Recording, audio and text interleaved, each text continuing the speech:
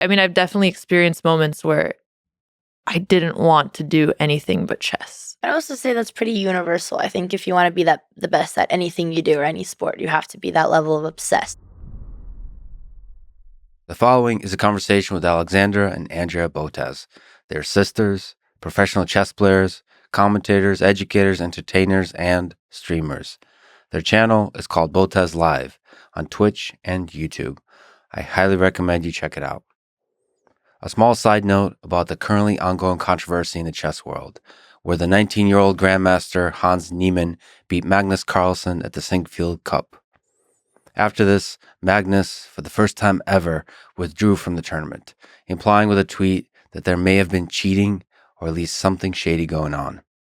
Folks like the Grandmaster Hikaru Nakamura fanned the flames of cheating accusations, and the internet made a bunch of proposals on how the cheating could have been done, and it ranged from the ridiculous to the hilarious, often both. Hans himself came out and said that he has cheated before when he was 12 and 16 on random online games to jack up his rating. But he said that he has never cheated in person over the board. Danny Wrench from Chess.com, who I've spoken with, may make a statement in response to Hans's claims soon. Folks like Grandmaster Jakob Uga spoke to his experience training Hans Niemann and has said that his memory and intuition were quite brilliant. So as you see, there's a lot of perspectives on this. ChessBase has a good summary of the saga that I'll link in the description. Also note that this is so quickly moving that new stuff might come out between me recording this and publishing the episode. But I thought I'd mention this anyway, since the episode with the Botez sisters is a conversation about chess and was recorded shortly before the controversy, so we didn't talk about it. I'm considering having Hans on this podcast and also Magnus back on the podcast, and maybe others like Hikaru or folks from Chess.com's anti-cheat staff to discuss their really interesting cheating detection algorithms. But I may also just stay out of it. I find chess to be a beautiful game, and the chess community full of fascinating, brilliant people. And so I'll keep having conversations like these about chess. It's fun. My goal with this podcast and in general as a human being is to increase the amount of love in the world. Sometimes that involves celebrating brilliance and beauty in science, in art, in chess. Sometimes it involves empathetic conversations with controversial figures that seek to understand, not deride. Sometimes it involves standing against the internet lynch mob, as the ChessBase article calls it, to hear the story of a human being who is under attack, even if it means I get attacked in the process as well. This is the Lex Fridman podcast. To support it, please check out our sponsors in the description. And now, dear friends, here's Alexandra and Andrea Botez. You just got back from Italy. What's the most memorable thing? I was just there recently as well. It was very chaotic because we went out on a whim and we only had our first hotel booked, and then we rented a car and drove around all of the cities and went to like 5 different cities in about a week and a bit. So I think it was just the variety of seeing so many different places when we're used to being at home all the time. And Andrea, is yours your luggage? Yeah, I would say it was the most stressful vacation we've been in our life. And it was a valuable learning lesson because now I know how to be prepared for trips. But we lost our bags and I never got them back. And like Alex said, we didn't know where we'd be sleeping every night. And we're just driving through a new city with a giant van in the most narrowest streets and getting in many, many fights with Italian men. So it wasn't really a vacation. I saw this motion so many times. Yeah.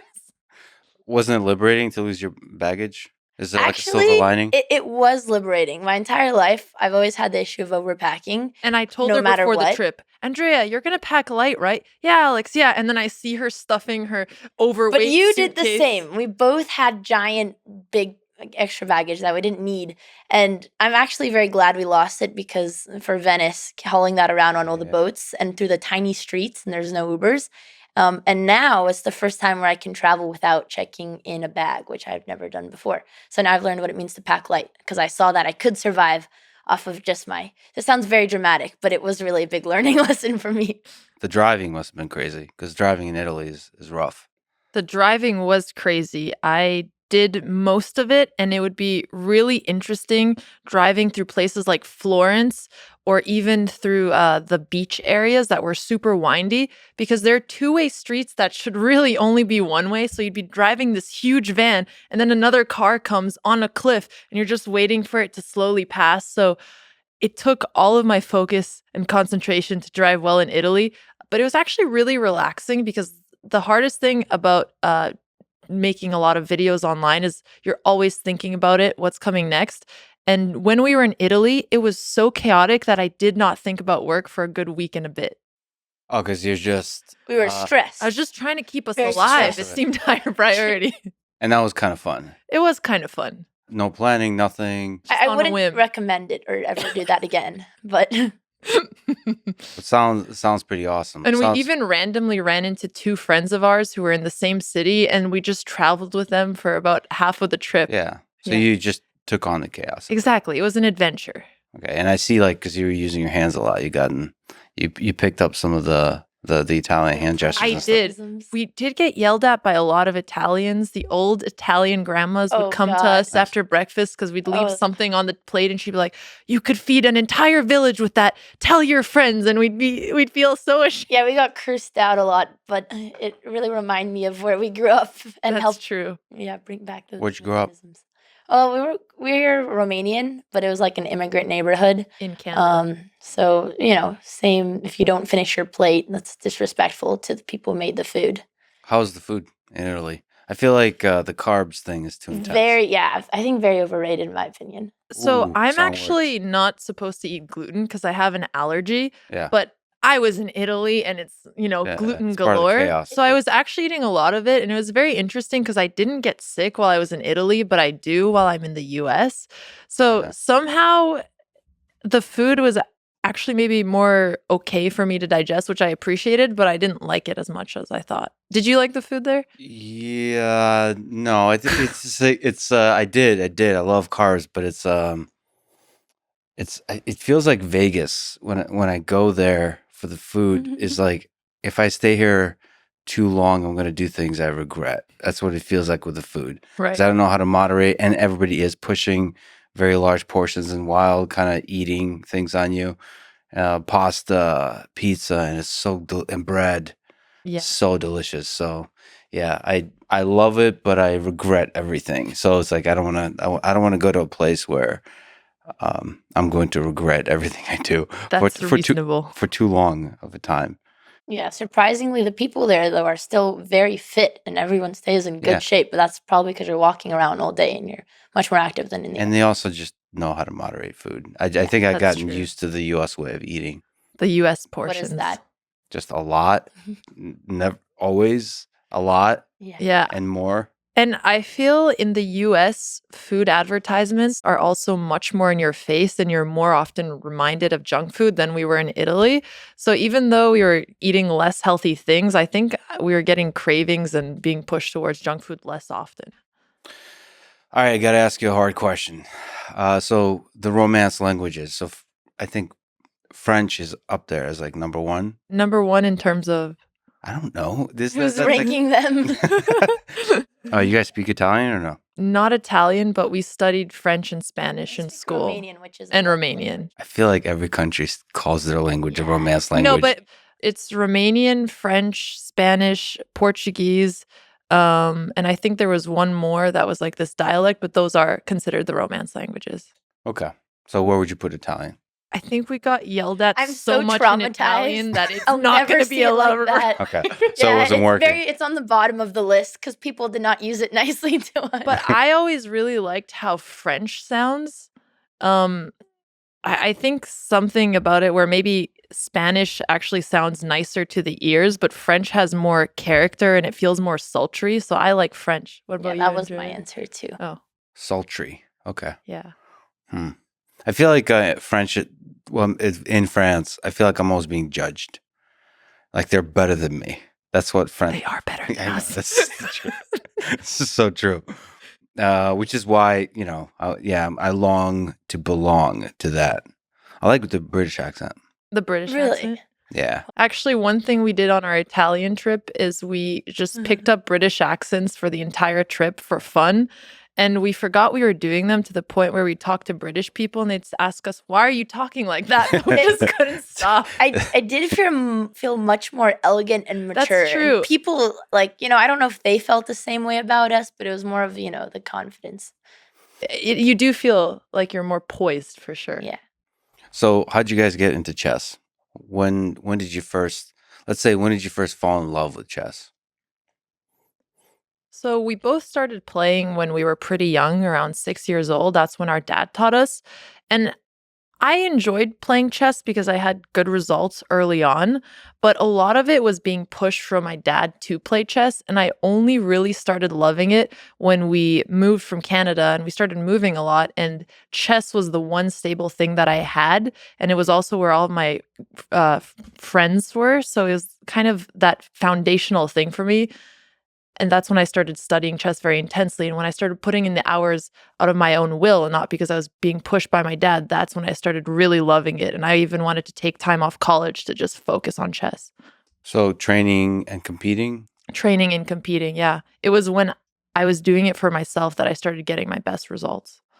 And actually enjoying the thing. And really enjoying it, yeah. I would spend summer vacation studying for tournaments, and my mom would come and say, you need to make friends. Go leave the house. And I'd be like, no, I need to play chess. And I remember those moments. That you rebelled by playing chess. That's awesome. Yeah, exactly. How did you get into it? Yeah, my experience with loving in high school is very opposite from Alex's. But right, my sister was playing, and my dad taught me when I was Andrea also was 6. cool in high school, unlike me. You were. I wouldn't say cool. I'd say more balanced, and I was interested in other hobbies. In my childhood, if I ever really did love chess, there's certainly moments about like traveling and being together with my family and spending those moments together, but those were more the social and the experiences.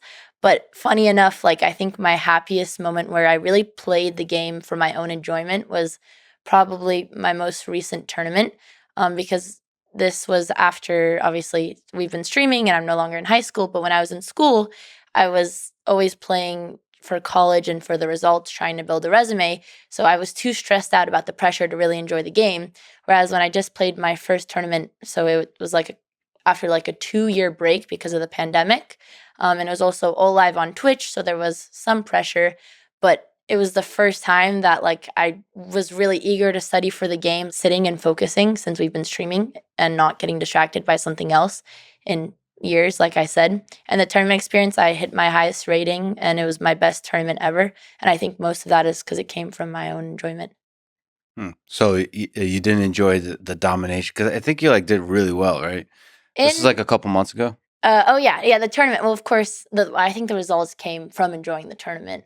Because I would be in high school, like studying triple the amount of time, like 6 hours every day compared to this tournament. I didn't even prepare for it. And for 3 years, I wouldn't be able to pass one rating. Whereas in this one tournament, I passed it by like 70 points without even any preparation.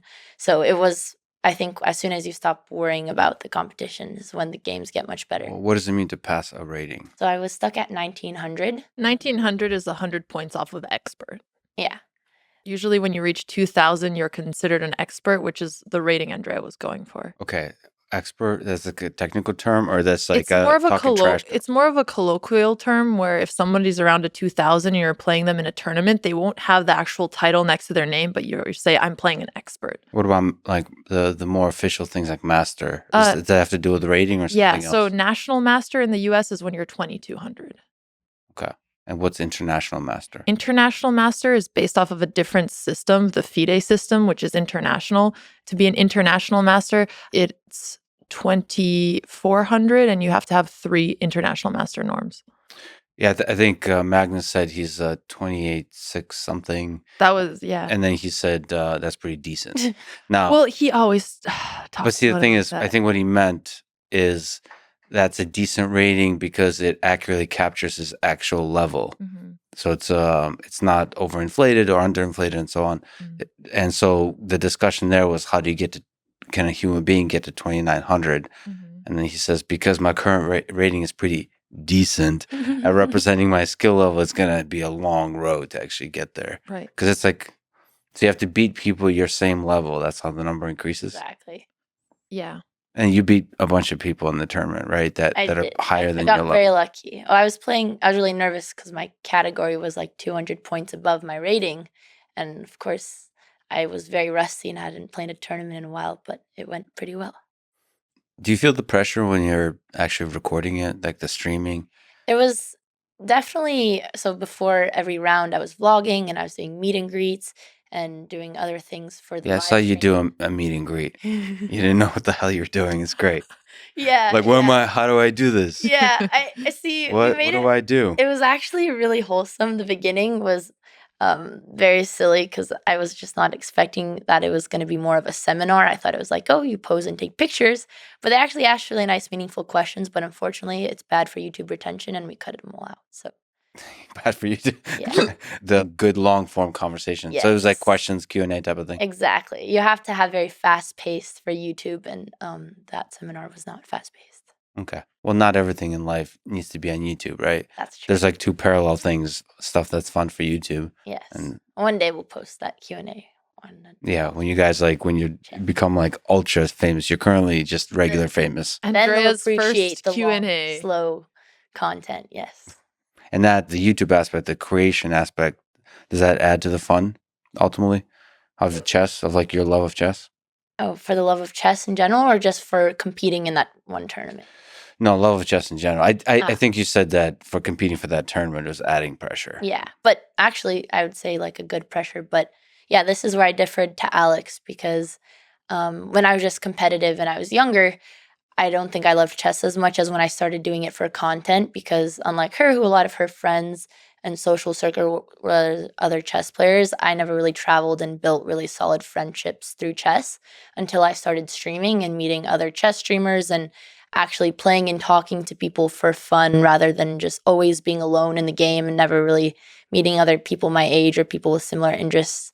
So I would say Twitch was the thing that really changed how I approached the game. I think with some YouTubers, there's a pressure to be almost somebody else. You create a persona, and you're stuck in that persona. I think I'm too I'm too much of a boomer to know what the hell Twitch is anyway. But it feels like when you're actually live streaming, you can't help but be who you really are. I think I think when you're live streaming, and I've talked to a lot of other streamers about this, you kind of just over exaggerate one side of your personality. And of course, Got it. it's kind of like being like on all the time. Like you're trying to be more entertaining, and sometimes you're being sillier at moments or more. You take what character traits like people know you for. And for me, one is being like ADHD and the younger sibling who's very energetic and causes trouble, even though Yeah, sometimes I'm those sure will you cause switch. trouble just for the camera. Right? Yeah, right. I think, and of course, once you're live streaming for like 4 or 5 hours, there's going to be moments in the stream where it's more chill. But especially when you're like editing that content or you're doing bigger streams that are shorter, you are kind of playing up a side of yourself. Because, of course, there's a lot of parts of me that I don't show to the camera because they're not as entertaining to watch. Yeah. Like the more serious part. And also, there's things that you are really interested in about what you do. Like, I love competitive chess where I could sit and really think about it, but I know that that is not going to be as entertaining for stream. I know that's not going to be as entertaining for YouTube. So you kind of have to take what you like, but then really adapt it for whatever the format is. And sometimes that feels inauthentic, but other times it just feels like repackaging what you love for people in a more general audience to enjoy. Do you feel like it's a trap a little bit as you evolve? Like, Oh, I you're think trapped in- social media is. Oh, sorry. Go ahead. social media in general is a trap of that kind? Well, so we've been trying to switch to learn how to make YouTube videos recently. And so much of learning YouTube school is kind of the beastification of content where you try to get to the point of the video within like the first 10 seconds to not lose people. You try to. Beastificate. You mean like Mr. Beast? Yeah. Okay. Yeah, where it's so Just- fast paced. There's a reason to wait. There's high stakes. Yeah. And everything is created to keep people watching the video and keep people on the platform.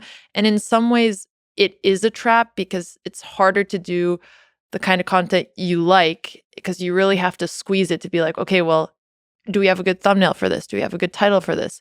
And that's something that we're trying to figure out how to keep true to what we want to do. Yeah, see, the way I think about it is, yeah, there's a lot of stuff you can create, and yeah, the Mr. Beastification process. But also, I think about what are the videos, conversations, or things I will create in this life that will be the best thing I do. Mhm. And I try not to do things in my life that will prevent me from getting there. I feel like if you're always focusing on doing kind of optimizing the thumbnail in the 10 seconds and so on, you'll never do the thing that's truly you're known for and remembered for. So finding that balance is tricky. I get that, but at the same time, this might be my own copium, which I know is a word you know now. Yeah, I'm slowly learning the The full Twitch complexity lingo. of the term. Yes. But the other way I think about it is a skill to learn how to communicate with large audiences. Yeah. And first I started streaming chess, which is something I just did and really loved, but now I have to learn how to translate that format, and if that's a skill set we could build, then we could use it to do really important things.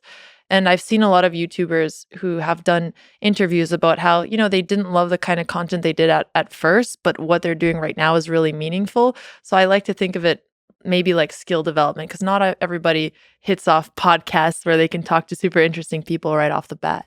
Yeah, you could be slow and boring in a podcast. You don't have to worry about the first 10 seconds. I mean, people like keep pushing me but the first 10 seconds of the videos I do is, well, I know it's most important for YouTube, but I don't give a damn. I wrote a Chrome extension that hides all the views and likes. I don't look Okay. at the click I don't look at through. Twitch views. Andrea does, Yeah. so we I also love can numbers. relate. I love numbers too, but that's why I don't look at it, because you Yes. become like, oh, why?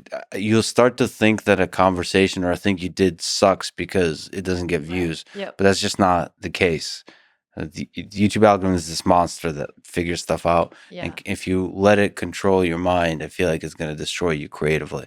So you have to find a nice balance. I have to say, I was laughing a little bit when I was listening to the Magnus episode. In the first 10 minutes, you guys are talking about soccer, football. Two robots seem But- human Yeah, in the exactly. conversation. Yeah.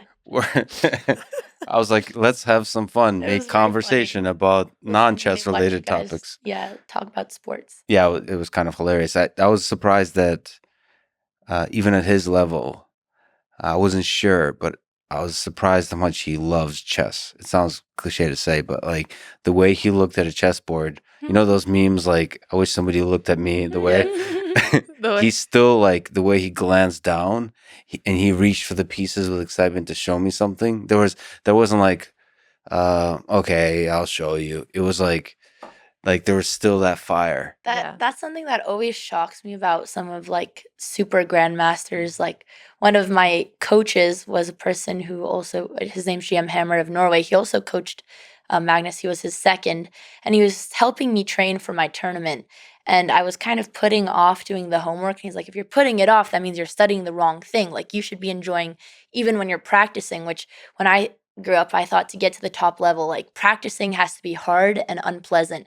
And when I was listening to your Magnus episode, he was like, I didn't read books very much. Or it was one thing that you said that's like very normal for studying classical chess that he didn't do just because it didn't interest him. He says, I suck at puzzles. I don't like puzzles. Yeah, and he doesn't do what he doesn't enjoy, and that's because it's like purely driven out of passion. I think the internet was like, I suck at puzzles too. Yeah, they like that. Yeah, So they grandma. related.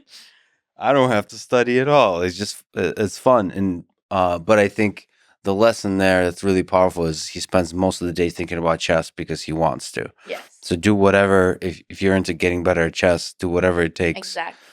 to actually just the number of hours you spend a day thinking about chess, maximize that. If you're like super serious about it. I actually get very addicted whenever I start studying chess, which is why I don't do it as seriously when I'm focused on content. Because I go through these rabbit holes where if I'm focusing on chess, I want to be as good as I possibly can at the game. Otherwise, it's hard for me to enjoy it because it's such a competitive thing. And I remember training for tournaments. And when you're training for tournaments, you even start dreaming about chess and you chess can't dream. stop thinking about it. And it's as if you're flipped into this completely different world, which is also what I like best about the game, that it's a completely different living experience. And then you take some drugs and now you start to see things on the ceiling. Is there some factual hallucination, like to the Queen's Gambit, like those scenes? I think it's Is that based on your life story? can't say that on camera. No, just kidding. Actually, chess players are very careful to not take drugs. They drink a lot. Yeah. They drink so much. It's actually crazy for how good they're able to play chess when they do. But when it comes to things like psychedelics or other things, they usually stay away from those because they don't want to mess anything up in their brain. So this is actually an intervention. I saw that you mentioned somewhere. I think it was the lie detector test where you have a drinking problem. Is that No, an actual? I think that's actually a meme that we like to joke about on stream, because occasionally we'd have like a White Claw on stream or something like that, and then people meme about it. It goes back to Andrea's point of amplifying a part of your personality to make Right. yourself a little bit Right. more I'm entertaining. going to use that as an excuse from now on. This podcast is just amplifying a part of that person. I'm not really like this. But have you played drunk? Like Magnus has played drunk. He says it helps him with the creativity. Is there any truth to that? Well, Andrea's under 21, so she's obviously Would never do would this. never do that. But I have played while drinking. Actually, I enjoy playing chess and drinking more than pre-gaming or going out to a club and drinking, Mhm. which sounds really silly. And I'll usually play against opponents who are also, having some beer.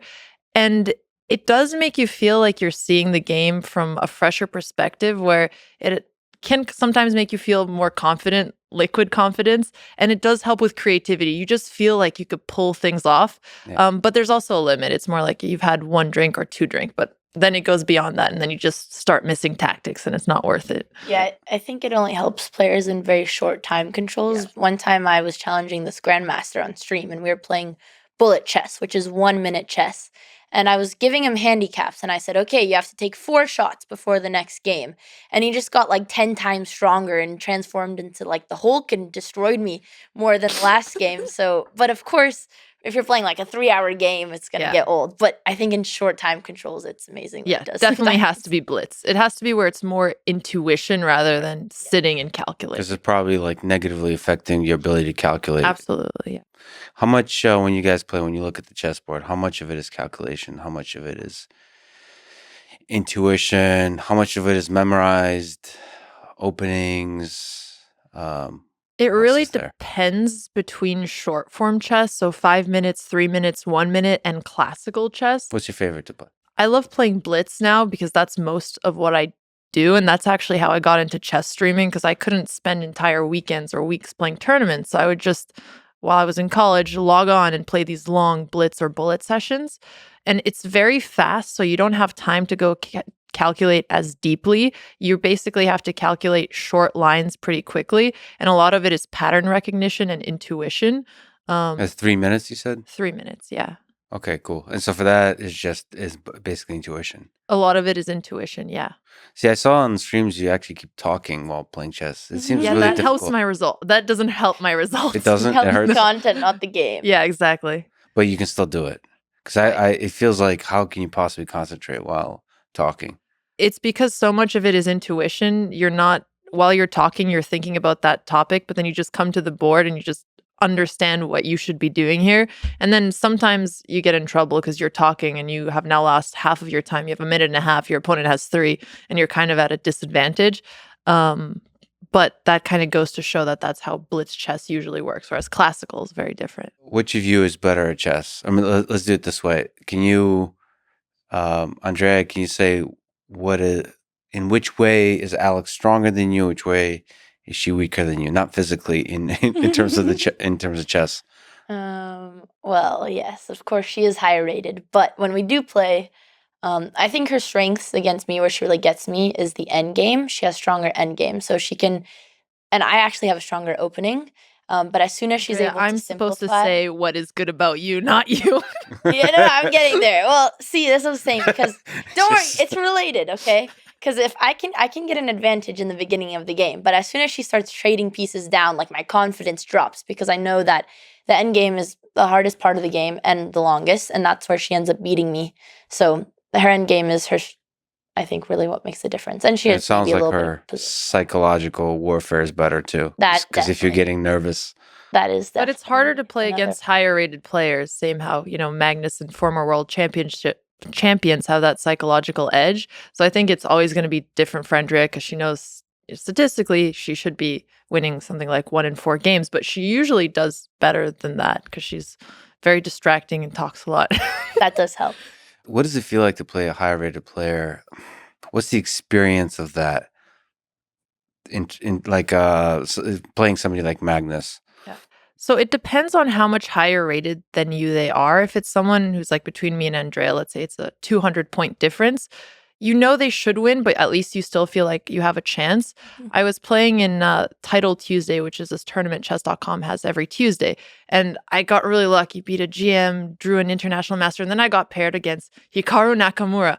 And my brain just went blank because I just know that I'm so unlikely to win that I couldn't even play the game properly when it's that much of a difference where they should be winning like 99% of the time. But that's like psychological. So you're saying that's the biggest experience is like actually knowing the numbers and statistically thinking there's no way I can win. But I meant like, is there a suffocating feeling like positionally you feel like you're constantly under attack? You just feel like you're slowly getting outsmarted. And the worst is when you don't even know what you're doing wrong. You come out of that and you're like, I thought I was doing great and I got slowly squeezed. I didn't understand what was going on and you're just kind of baffled. It's kind of like watching AlphaZero beat up Stockfish and you don't really understand why it's making certain moves or how it thought of the plan. You just see it slowly getting the position better and that's what it feels like. I would add, it's kind of different for me if they're someone who's significantly higher rated, so let's say more than like 300 points, or you're playing Magnus. What I notice is I just feel lost straight as soon as I don't know my preparation because they know so many opening lines that they're going to know the best line to beat you that you haven't studied. So then on move 10, you're like, he already has a maybe plus 0.5 advantage, which is really small. But for someone with such a significant skill level, you know you're already lost at that point. And it's like a third of the game. What are the strengths and weaknesses of Andrea? Andrea is very good at opening preparation. As she said. As she said, she likes bringing that up. I mean, she's very meticulous about it where she'll really go in and learn her lines. And having that initial starting confidence isn't just helpful for the opening, but it helps develop your plans for the middle game. So I think she's very good at that. I think she's actually pretty good at tactical combinations. What is tactics? Tactics is like solving puzzles or basically finding lines that are forced where if you find them, you're going to win. So that's like puzzles within a position. Yeah, exactly. Whereas strategic chess is making slow moves and over the process of like 20 moves, you get a slightly better position based on an understanding of the overall strategy. So in my extensive research of you on Wikipedia, it says your most played opening is the King's Indian defense, in which, quote, black allows white to advance their pawns to the center of the board in the first 2 moves. Is there any truth to this? So the King's Indian what is it? Probably is my most played opening. And it's one where even when my coach, who was a grandmaster, taught me, he's like, so I've been playing the King's Indian for 10 years and I still don't understand it. And it's one of those openings that computers really don't like because you do, or at least Stockfish doesn't like it. Maybe AlphaZero would change their mind. I forgot to look at what. Can you show me, by the way, what it is? Yeah. Is it white's opening or black's opening? Black responds to the d4 queen's pawn push. And you take your knight out to f6. I'll just put in the, stereotypical classical King's Indian, more so to say. We actually have a very famous King's Indian game in the notes that we prepared. Yeah, okay, so for hours. For the record, I asked you guys for some games that you find pretty cool, and we'll maybe to get a chance to talk about some. Yeah. So this is the King's Indian. As you can see, white has much more control over the center. White has 3 pawns in the center, while black has none past the 5th rank. And you just have this pawn on d6. And one of the ideas in chess is if you're not taking the center, then your plan revolves around trying to continually challenge it. But what is really fun about the King's Indian is that black sometimes gets these crazy kingside attacks, while white gets queenside attacks. And even though it's a little bit suspicious for black and the computer could usually break it. It's hard to defend as a human when you're being attacked, but if you don't pull off the attack as black, then you're just going to end up being lost in the end game. So it's like a very asymmetrical position. It's very asymmetrical, although a lot of people now stop playing into the classical King's Indian, even though computers give it a big advantage, and they play these slower lines in the King's Indian, which are less fun to play. What's slower mean? It takes a longer time to like do something interesting with? They basically don't let you get as much of a kingside attack because they try opening up the center, and then you have no weaknesses, but you're just slowly improving the position of your pieces instead of being able to go for that kingside attack. So for people just listening, there is the white pawns are all on the fourth row in a row together. That feels like a bad position For black? for white. Oh, you don't like taking the center? No, I like taking the center. Now you're talking trash already. Oh, sorry. But like, they're just like they're like feel vulnerable. They're in a row together. Like it's like a because they're like who's going to defend them? I guess the knights defend when the queen defends it. You're actually talking about a theme that you do see sometimes, which is called hanging pawns. And it's when you have two pawns right next to each other with no other pawns to defend them. Yeah.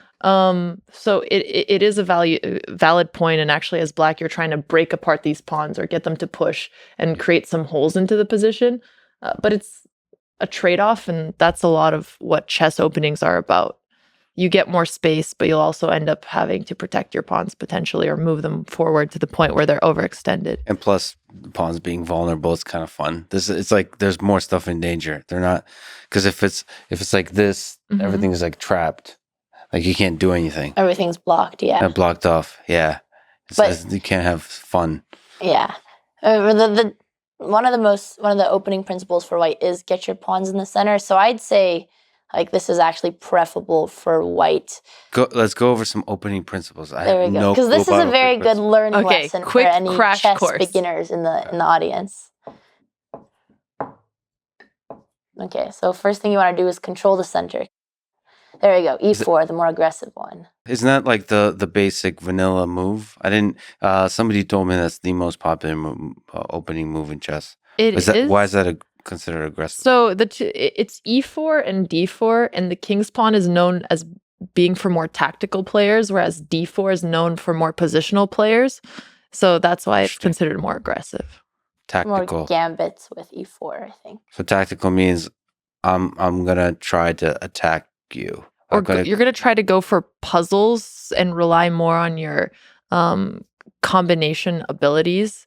Whereas if it's something positional, you usually have like 3 to 4 moves that are all good in the position. Whereas tactics, you need to see this one line, so it's more precise. So this one was cool because he can the queen can come out, the bishop can come out. Yeah, and that's one of the most popular checkmates, and usually what you teach new students to try to cheese their friends because then they feel really excited that they know this new trap where you bring the bishop and the queen out and you try to checkmate on F7. Yeah. The trap that Queen's Gambit Beth Harmon falls for in their first game versus the janitor. She gets all mad because she gets checkmated very early. Oh, that's the one she gets checkmated with? Yeah. Okay. I love how you guys were actually paying attention to the games carefully, which is pretty cool that they did a good job of evolving her game throughout the show to actually represent an actual growth of a chess player. Yeah, they really took every detail into consideration, which was cool. Okay, so what else? That's I brought stuff into the center. We'll do the same. Okay. So then you want to develop your pieces. So in the beginning of the game, you want to take out the bishops and knights first because you don't want to start with the most valuable piece like the queen because then it'll become a vulnerability and it'll get attacked very early on. And the reason you're taking out these 2 pieces first is because you want to castle your king. So you can move a knight move or a bishop move, and that's considered developing. Yeah. So if at this stage, not like even before getting a few pawns out. You usually want to start with getting a pawn because you want to get space in the center, but also when you push pawns, it helps free up some of your pieces. So usually start with 1 pawn first, and then you could start taking out your minor pieces, which is the bishop and the knight. I have anxiety about a pawn just floating out there, defenseless. But anyway. It's not attacked yet. See, those are what you call ghost threats. So you're scared of something that hasn't happened yet. So if I were to attack it, I feel like there's a deeper thing going on here. they're Yeah. actually, let's say, okay, Yeah, so actually, you're this is a good attacking the pawn example. in the center here, Mhm. and it is vulnerable, but as soon as you do that, I can develop my own knight and defend it as well. Okay. And for people just listening, there's 2 pawns that just came out to meet each other and a couple of knights. We love the chess Very commentary. poetic. Yeah. The pawns met after midnight. Yeah. Yeah. Yeah. Well, I'm gonna romanticize the game a Yes. bit. Exactly. Okay, cool. So, like, there's if you bring out the bishops with the knights, you're matching that with the other. The black is going to match it. Whatever Exactly. you're attacking with, Yep, he's it's going to developing. defend it. You could Okay. develop your bishop or your knight, whatever you'd like. Like, how Oh no, now you give him options. Oh, right. Yeah. There you go. Now I am attacking the pawn in the center, which is what you were afraid about before, but let's see how you defend it here. This is, uh,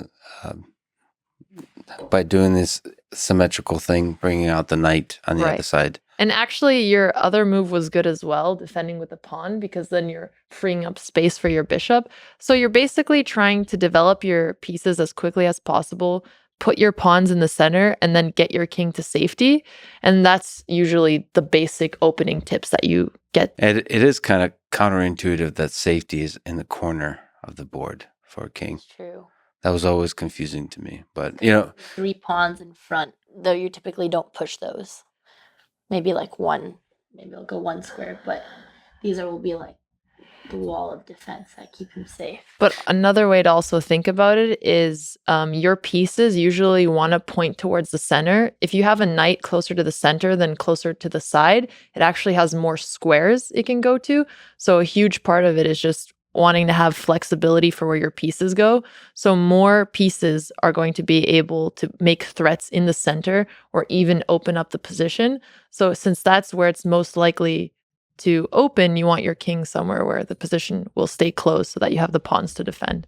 There's like rules like this, but I always wonder because I built Mhm. chess engines, but then you start to wonder like why is it that positionally these things are good? Like you've built up an intuition about it, but I wish, and that's the thing that would be amazing if engines could explain why is this kind of thing better than this kind of thing. You start to build up an intuition, but if I'm just like know nothing about chess, it feels confusing that cornering your king, like getting him like trapped here. Like it feels like you could get checkmated easier there if I was just to use like dumb intuition, but it seems like that's not the case. I imagine maybe because AlphaZero learned by playing games against itself, right? Yeah. And I imagine if you have a lot of games, then you do build an intuition because if you were to keep your king in the center, you just see that in those games you're dealing with threats a lot more often.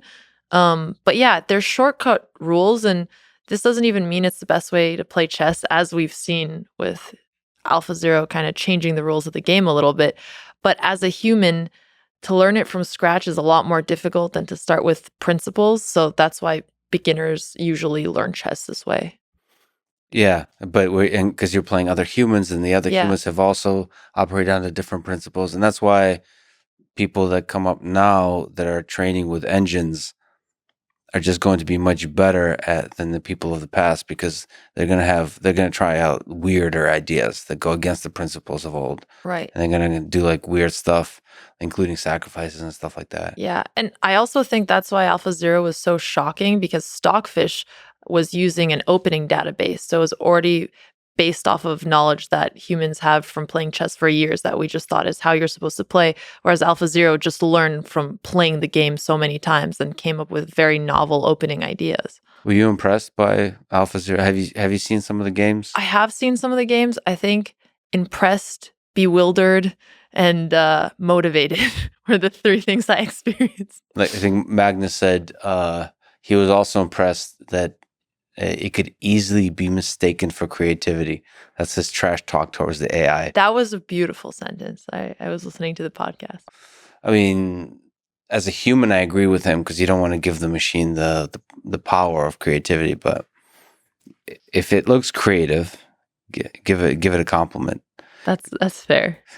I know that you're being nice to the machines in case they are ever looking back through this. What else is there? What other principles are there for the opening?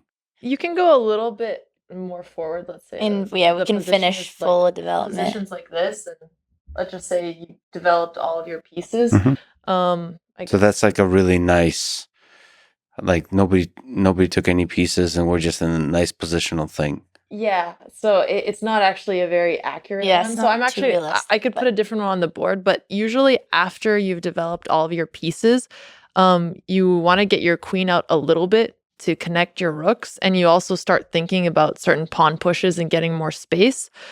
But another good tip is just, can you improve the position of your pieces? Think about timing. So if you've already moved a piece once and there's a piece that hasn't moved at all, then you want to focus on the piece that hasn't moved at all to be able to have it more likely to jump into the game. Right. So don't move pieces multiple times. Exactly. Like try to move it to the most optimal position. Yeah. Yeah. That makes sense. So what's the Indian? So I think we kind of went over it, but why did you ever say why you like it so much? Because it's weird. Because it's king side. I liked it because it's a very fun, aggressive defense where you're just throwing your pieces towards white, and there's so many sacrificing opportunities. And for some reason, tactical games always feel like the most beautiful, the most satisfying. And that's what I liked about the King's Indian. But I also suffered a lot from this love because I would play things that are not necessarily correct, then my attack wouldn't pan out, and then I would just struggle the rest of the game having no play and just trying to defend. So if you're always Wikipedia also says that you're known for your attacking play. It's also known for losses, according to Stanford. but- Okay, let's not bring See, Wikipedia doesn't talk trash. It just, it just says nice Wikipedia is things. a lot nicer. I actually played a lot of positional chess in Classic because I really like the slow squeeze. But when I transitioned to playing a lot of online chess, it's almost as if I was looking for more instant gratification because it feels so much better to beat someone with an attack. And even if sometimes it doesn't pan out, I was okay with it because you get so many games in.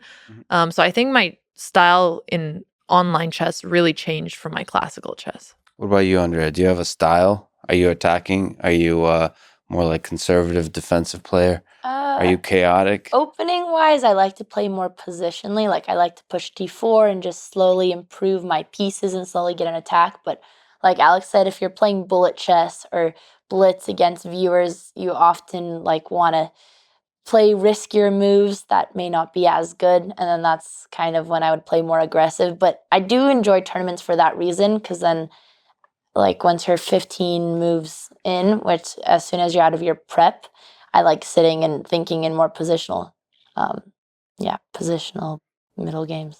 One of the games you found to be pretty cool is the Hikaru Nakamura versus Galfand in 2009, and that one I think includes the King's Indian defense. Yes. Why is that an interesting one to you? I also play the King's Indian as black, and I loved this model game, and as Alex was saying, like all these advantages for the King's Indian, but now there's this one line that like every higher rated player just destroys my King's Indian, and you see these beautiful games and you're like, yes, I want to play for these ideas, but now no one plays into it anymore and you just get demolished. So this is why I don't play the King's Indian anymore, but not to ruin the fun. It's a love-hate relationship, just the truth, truly. the reality. But that's like the higher level players do, or does everybody? Yeah, if you're studying openings and you know this line as white, you automatically get the upper edge. And that's kind of how openings develop. You start having players trying new lines, and then you see ones, and then everybody adopts it if they think it's the best one. But yeah, so Hikaru is really known for his aggressive style of play. Is Hikaru black here or what? Yeah, Hikaru is black here. So he's playing the King's Indian. And as you can see in this position, white already has a huge center advantage.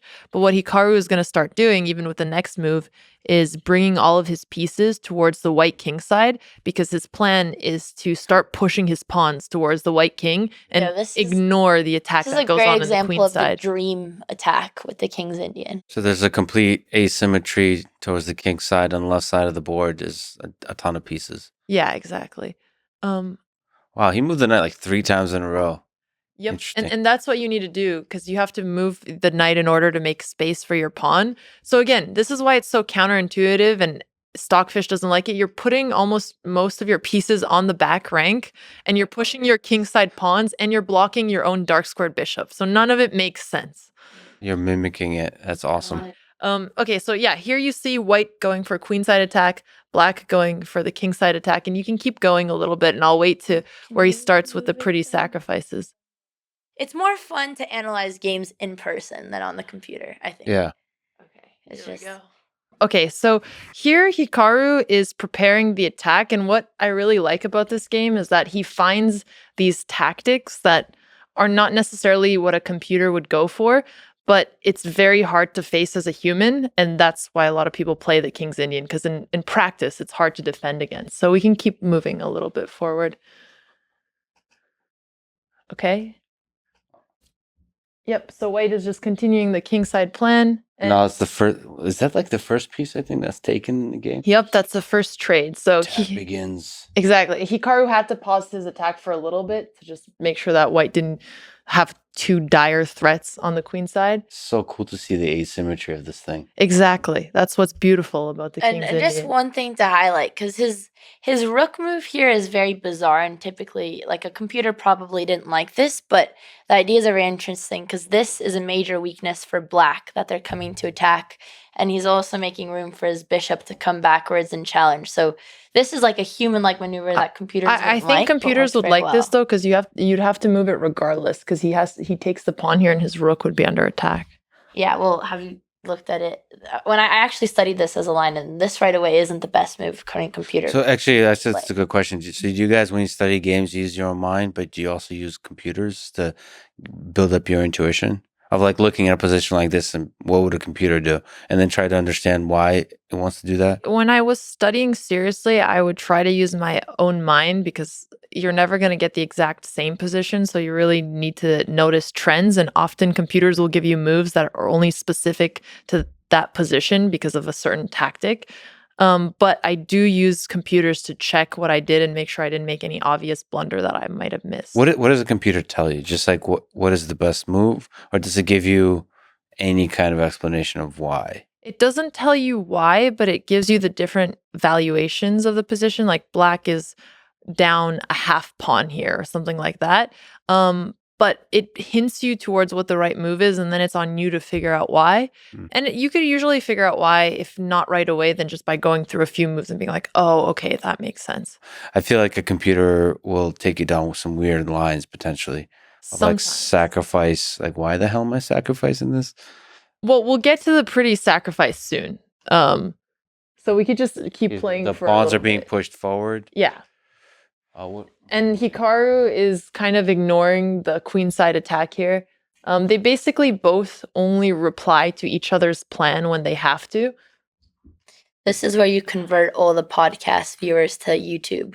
Yeah. They have no idea what we're talking about No, right now. there is a Zen like experience of just like listening and imagining. The just- board. Just Imagine the that pieces on the ceiling. Yeah, we should be calling them out, and then people will be freaking out even more. Am I supposed to keep track of like, what the We position could. is? It's too late now.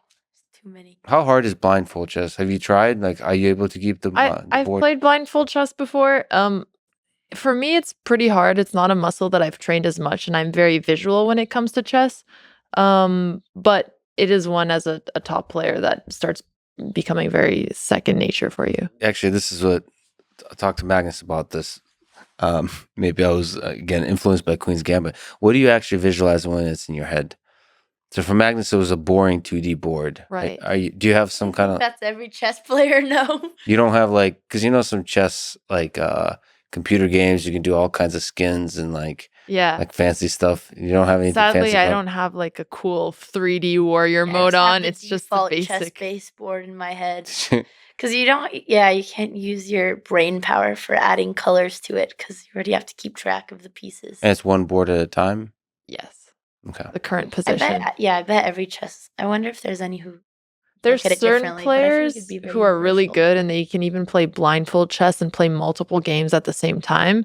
So I would be curious how they do it. But usually when you're thinking of one game, that's the only one in your mind. Yeah, but you have to do this operation where you move one piece. Hmm. You're doing like the branch analysis, like, Yeah. and so you still have to somehow visualize the branching process. and not forget stuff. Maybe that's like constant memory recall or something. Right. You're always looking at one board at a time, but And you're also because you're also looking in the future. yeah. Yeah. Because then you have to backtrack. Calculating I guess variations and you're coming keeping the back. position in your memory, so you're remembering where all the pieces are, and then you're playing it out on one board, and then you can come back to the initial one that you started with that you kind of just keep in your brain, and it's also easier to come back to it once you've played a position from it. I feel like it's that memory recall that gets you to blunder. So I'll like Mhm. see that I'm being attacked by certain things. But then because I get so exhausted thinking about a different thing, I actually forget about an entire branch of things that I was supposed to Yeah. be worried about. That happens very often. Yeah, if you spend a bunch of time calculating Yep. in a position, let's say, like when you're really in trouble and you're spending Mhm. 15, 20 minutes calculating, you'll forget about something that you spotted, like, oh, if I do these 2, 3 moves, I'll walk into a trap because you've looked at so many lines, and then you play it and then you see it and you're like, oh, I looked at it and I saw it, but I forgot about it. Yeah. So you're It's build up your often brain with more called tunneling, where variations. you're just looking so deeply on one thing you forget about the rest of the board. And it's the worst when, at least in a beginner level, there's like a bishop just sitting there, obviously attacking your like queen or something. And then you just forget that bishop exists. Yep. Because if they just sit there for a few moves and don't move, you just forget their existence. And then it's just, yeah, that's definitely very embarrassing. Well, it happens to everyone, so. Yes. Okay, cool. Okay, so we see a few trades happening on the queen side where he had to go for those, otherwise he's in trouble. And this is where the game. Oh, sorry. This is where it gets exciting. Yeah. So knight h4 is really when the sacrifice starts, and here the two important pawns are the ones in front of the king because they're helping with the entire defense. And Hikaru is actually preparing to sacrifice his knight for a pawn, just so that he can continue his attack and open up the position. Because if you don't do that here as black and don't get some kind of attack, you are completely lost on the queen side. And also, you've pushed all of your own king side pawns, so you're going to be in danger. So it's one of those do or die moments. Oh, okay. So that's what makes it all in, because the king is wide open. Yeah. The king is wide open, and you all of white's pieces are pointed towards the queen side too, where you're also cramped. So is the attack primarily by black done by the two pawns and the knight? And the light squared bishop is always Oh, there he is. extremely important. So you don't want to trade this in the king's Indian because it's very helpful for a lot of attacks. Even though it's on the other side of the board, I Yeah. guess it can go all the way across. I'm not sure what it's doing here, but probably threatening. Like some for kind of- example, if it was another move black could have played would be something like bishop h3, where if you take the bishop, you actually get mated on g2. with what? So let's say you take here, and then you could push the pawn, and then it would be checkmate. Oh, So wow. you're kind of using Cool. your bishop to sacrifice against white's kingside pawns. Yeah, I'll be freaking out if their bishop did that. Exactly. What are Well, they up to? Right. And that's the thing. This position looks very scary as white because Mhm. all of black's pawns are starting to come towards you. And it's one of those things where humans do start to worry in these positions, whereas computers obviously can just calculate the best line and maybe the attack doesn't go through. So you're saying a computer might say that the white is actually a slight favorite here. Yeah, It's possible. essentially. Exactly. Okay, so then white makes a little bit of room by moving the rook, Right. and the attack begins. I like the commentary here. wearing out the king. The knight is hugging the king. And actually white can't even take the king here because then h4 and h3 is coming in. We can't And- take the knight. Yeah. Oh, did I say king? Yes. Thank you. The knight. White can't take the knight because why? So if white takes the knight here, then black starts pushing his pawn to h4 with h3 incoming. And the idea of trying to defend against this is, it looks very difficult. So white just chooses. It'd be cool to watch a chess game, to experience watching it without understanding it just for a day. I feel like I could use that to make better content. True. Okay. I mean, that's what getting drunk does. You start to get, Unfortunately for chess players, it never leaves your brain. Yeah, it's still Doesn't matter how. But this is Yeah. actually a very cute move because black's queen is under attack, but the king is so cramped that he can't actually take it, or he's going to get checkmated by a pawn, which is a sad way to go, truly. yeah, those pawns are doing a lot of work here. They That really is the are. King's Indian. This He is the managed King's Indian player's the dream. attack of the kingside pawns. Yeah, these pawns are like right. So they're the ones that are doing a lot of the threatening. Right. That's And they're good. also opening up the position to bring more of the pieces in. But that the pawns kind of help break open the king side, but they can't checkmate by themselves. So after the pawns come in, that's when you need to start bringing in pieces as well, which you will see Hikaru do here. Okay. There you go. He One puts. more Yeah, sacrifice. so this Oh. was actually another beautiful sacrifice in the game. But then puts the king in check with a pawn. Right. And the pawn is going to be given here for free, but the idea is you're giving your own piece because you want to have more space and open up the king, which is what you're always trying to do when you have a king side. You're trying to remove as many of the king's defenders as you can without giving up too much of. And then you have a pieces. ton of pieces on the king's side Yep. for black, just waiting to Exactly. do harm. And then And notice how every single move white is getting attacked. Like they're just never getting a break. Black just keeps throwing all their So pieces. it's funny that black's queen has been hanging for like 3 moves now, and white still can't do Black- anything about yeah. it. yeah. So rook puts the king in check. Yep. The king runs. And then again, we leave the queen hanging and you develop a piece, the slight squared bishop that's so important, and you're once again threatening checkmate on g2. And then bishops coming to Yeah. Once game. again, the queen hanging. but they just can't. I mean, the game is just so beautiful. The amount of calculation Hikaru put into this position. Just feels like so much is in danger. Right. It's so interesting. And then knight takes what? Yep. Pawns. So now his queen is attacked twice and he doesn't care. He takes the bishop and he's still threatening the checkmate on g2. And then the queen takes the bishop. So now he's defending against g2. And black just goes and grabs some material back here. So here, black is winning. Well, he ends up winning a knight here because black had to be so much on the defensive. He's just taking pieces. Yeah, I mean, at this point, you're up 2 whole pieces, so you would resign Yeah, here. exactly. But And queen. Queen. And then you take. And then the rook takes. And there's not as much of an attack on the king anymore, but Hikaru is up a knight here, which is GG. Yeah, what's the correct way of saying that? Because I remember I played Demis Hassabis.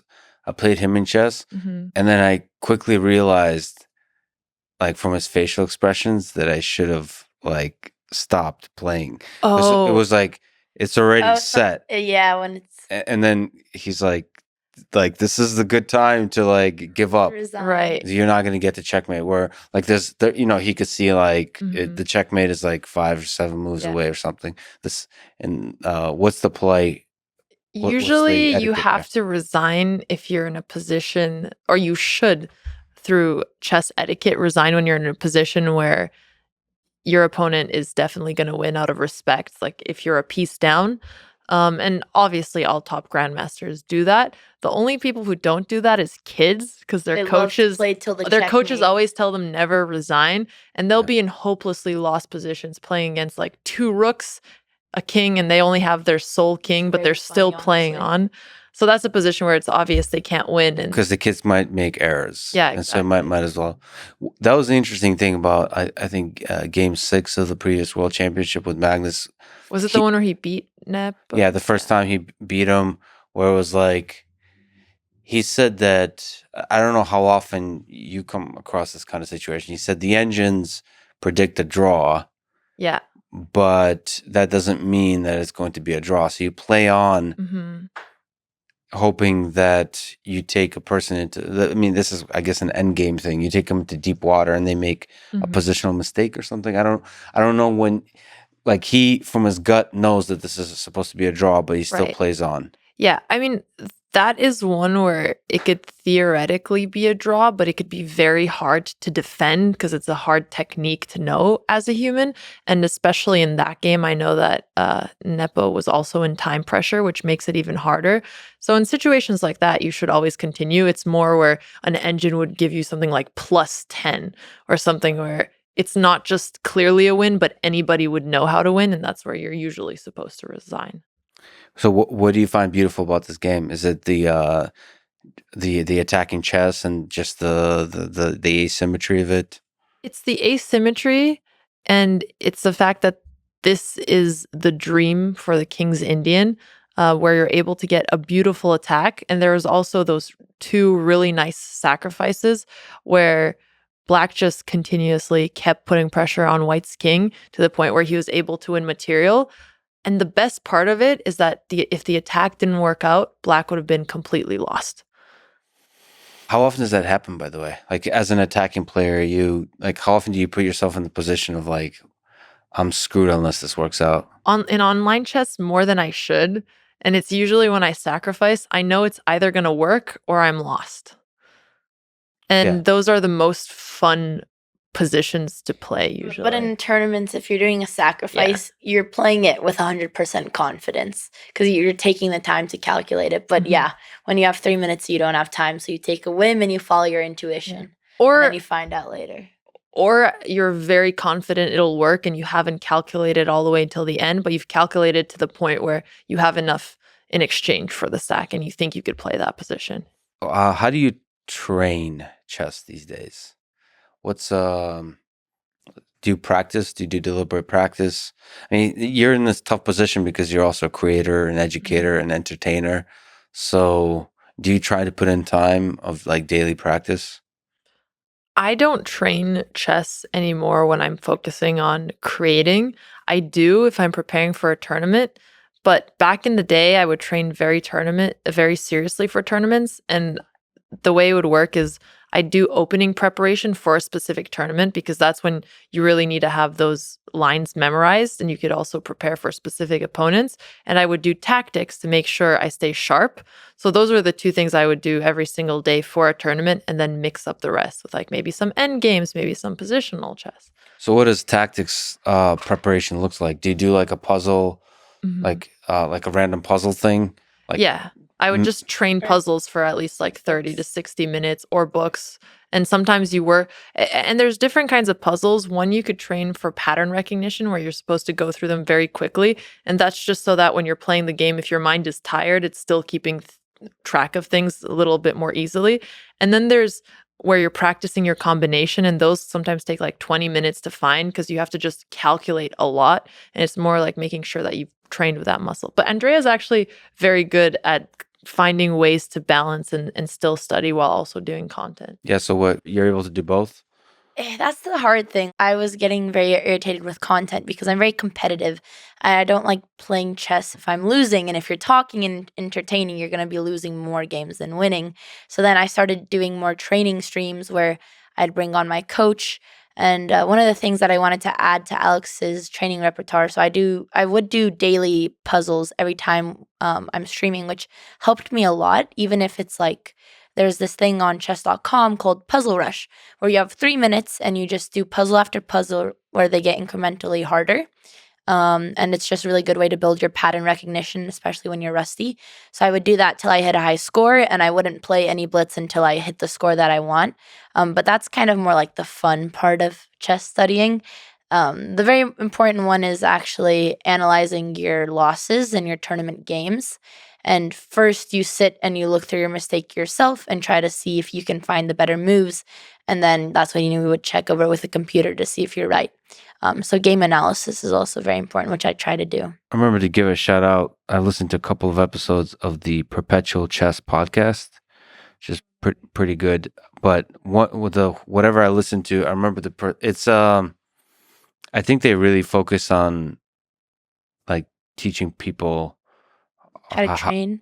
How to play, how to train, all that kind of stuff. They do like I'm looking now, adult improver. So basically, like how do regular noobs get better at chess? Yeah. One of the things one of the person that said, I think he was a grandmaster, but he said to maximize the amount of time you spend every day of like, basically as you were saying, like suffering.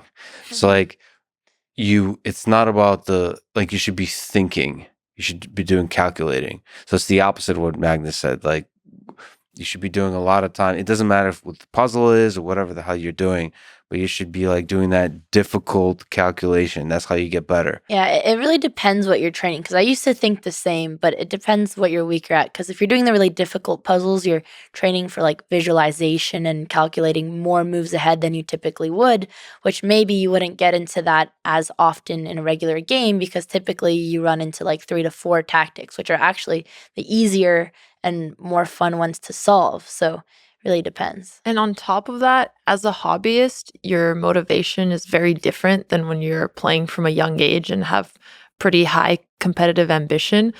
And a lot of people who are new to chess, you could basically work on anything and still improve. Right. So if you're focusing on something you like, you're probably going to stick to it more and be more consistent, which I think is more helpful long term. What was the most embarrassing loss of your career? I had so many flashbacks, but I'm so glad it's a question for Andrea. I like that you specified. You know, it's funny because I mean, because you said you're so competitive, and like, yeah, no. I could tell just even from the way you said it that it, like you hate losing. I mean, that was the reason I hated chess in high school because it'd always be like, but okay, there's many traumatizing losses where it's you're like your top 3, you're running for first, and then you throw a game you shouldn't. And this shouldn't hurt my ego as much as it does. But it's always kids, or when I was a high school girl, it's the younger boys who are really cocky. Yeah. And when they win, they start rubbing it in your face and they're yawning and looking around when like 90% of the game you were destroying them and you had this one tiny mistake and now their ego's huge. But I'll never forget, I was playing like for a chess scholarship and it was tiebreaker for first, and I think I lost to a 12-year-old girl who couldn't even use the scholarship, but she beat me and won first place and she got some other prize. So yeah, I was losing to that little girl who's literally like 2,300 now. So makes sense. Right. You keep telling yourself that. What do you think? Because do you think Kasparov was feeling that when he was playing 13-year-old Magnus? Like, yeah, why? As much as it's a beauty of the sport that any age can be brilliant, any demographic, anything. I feel like when you're adult and you're paired against the kid, it's just hard not to let it get to. And it depends. Maybe if they're a really sweet kid, but most of the times I play kids, they're just really arrogant, but I don't think they do it intentionally because they're kids. I mean, there is a certain etiquette thing where, like you said, yawning, and in general, like it's not. When you're kids, there's no etiquette. Yeah. They don't care. Yeah, the kids traumatized me too. I was playing in Vegas, and it was not even my opponent. It was the board next to me, and the kid was at least 10 years old. 12 max, and he was playing against an adult, and he takes out his hand and he starts doing a fake phone to which the kid sitting across diagonally picks up their banana and starts talking like it's a phone, and they're just mouthing words while their 2 adult opponents are thinking intensely at the game. And then I see the adult look up, look at the kid just making banana phone, and the despair in his eyes as he sighs. Yeah. And they're not even doing it for trash talk. No. Yeah. They're just bored kids. Yes, exactly. What was because you play a bunch of people for your channel. What was the most like memorable? What's the most fun, most intense? There's a bunch of fun ones. You've played kids before, some trash talking kids. That sounds great. They trash talk kids. Yeah. Nothing like losing to a 12-year-old who then starts doing a Fortnite dance. Yeah. So that actually happened? That did happen. He is a very young master. I think he became master when he was like 9 years old or something, and he's very good at chess and doing a lot of training, but he's also incredibly good at trash talking, and he beat me one game and he stood up and he started doing the Fortnite dance. So, wow. You got to just swallow your pride in those moments. What is that culture of like street chess players? It seems pretty interesting. Like I don't know. That seems to be celebrating the beauty of the game. It's the trash talking, but also having fun with it, but also taking it seriously. And you've done a few of those. Did you go to New York? Yeah, in Union Square Park in Square. Washington Square. What was that like? It's such a unique place. I haven't seen it anywhere else in the US where people are just professional chess hustlers, even if they're not necessarily, a top player, but they play chess every single day. And so many of them learn chess by themselves and never had a professional coach. So they are quite good at it. They're also very tight knit. They all know each other. And it's a very social thing where you're not just playing chess, it's the experience of getting to know this person who's very much a personality, and they talk to you. They could either give you tips or they could be really chatty and talk to you during. So it's a chess experience rather than just playing a game. Do you tell them like what your rating is, or do you just let people both ways? Do you discover how good the person actually is? Initially, I loved going and not telling people my rating and just surprising them and winning games. But now we've gone so many times that they just They know know us, you so are. we can't get away with it anymore. One sadly. time, actually, I don't know if I should share this, but one time we dressed up as grandmothers and we had prosthetics on our face. Yeah. And I think they still recognized us. Yeah, it's probably there's other components, like probably the trash talk and all that kind of stuff. It was funny. We were talking like grandmothers, but it was the way I held. It was the way The I grandmother held. talk like You don't want to back hear in my those- day. no, Good, Andrew. Ask Lex We're not if bringing. he wants a we're not bonbon. We're not bringing this Bonbon. back. Okay, what were But- your names? What were the code names? Oh my god, I think it was Edna. Edna, yeah, of course it's and I Edna. had a really. I can't remember the other one.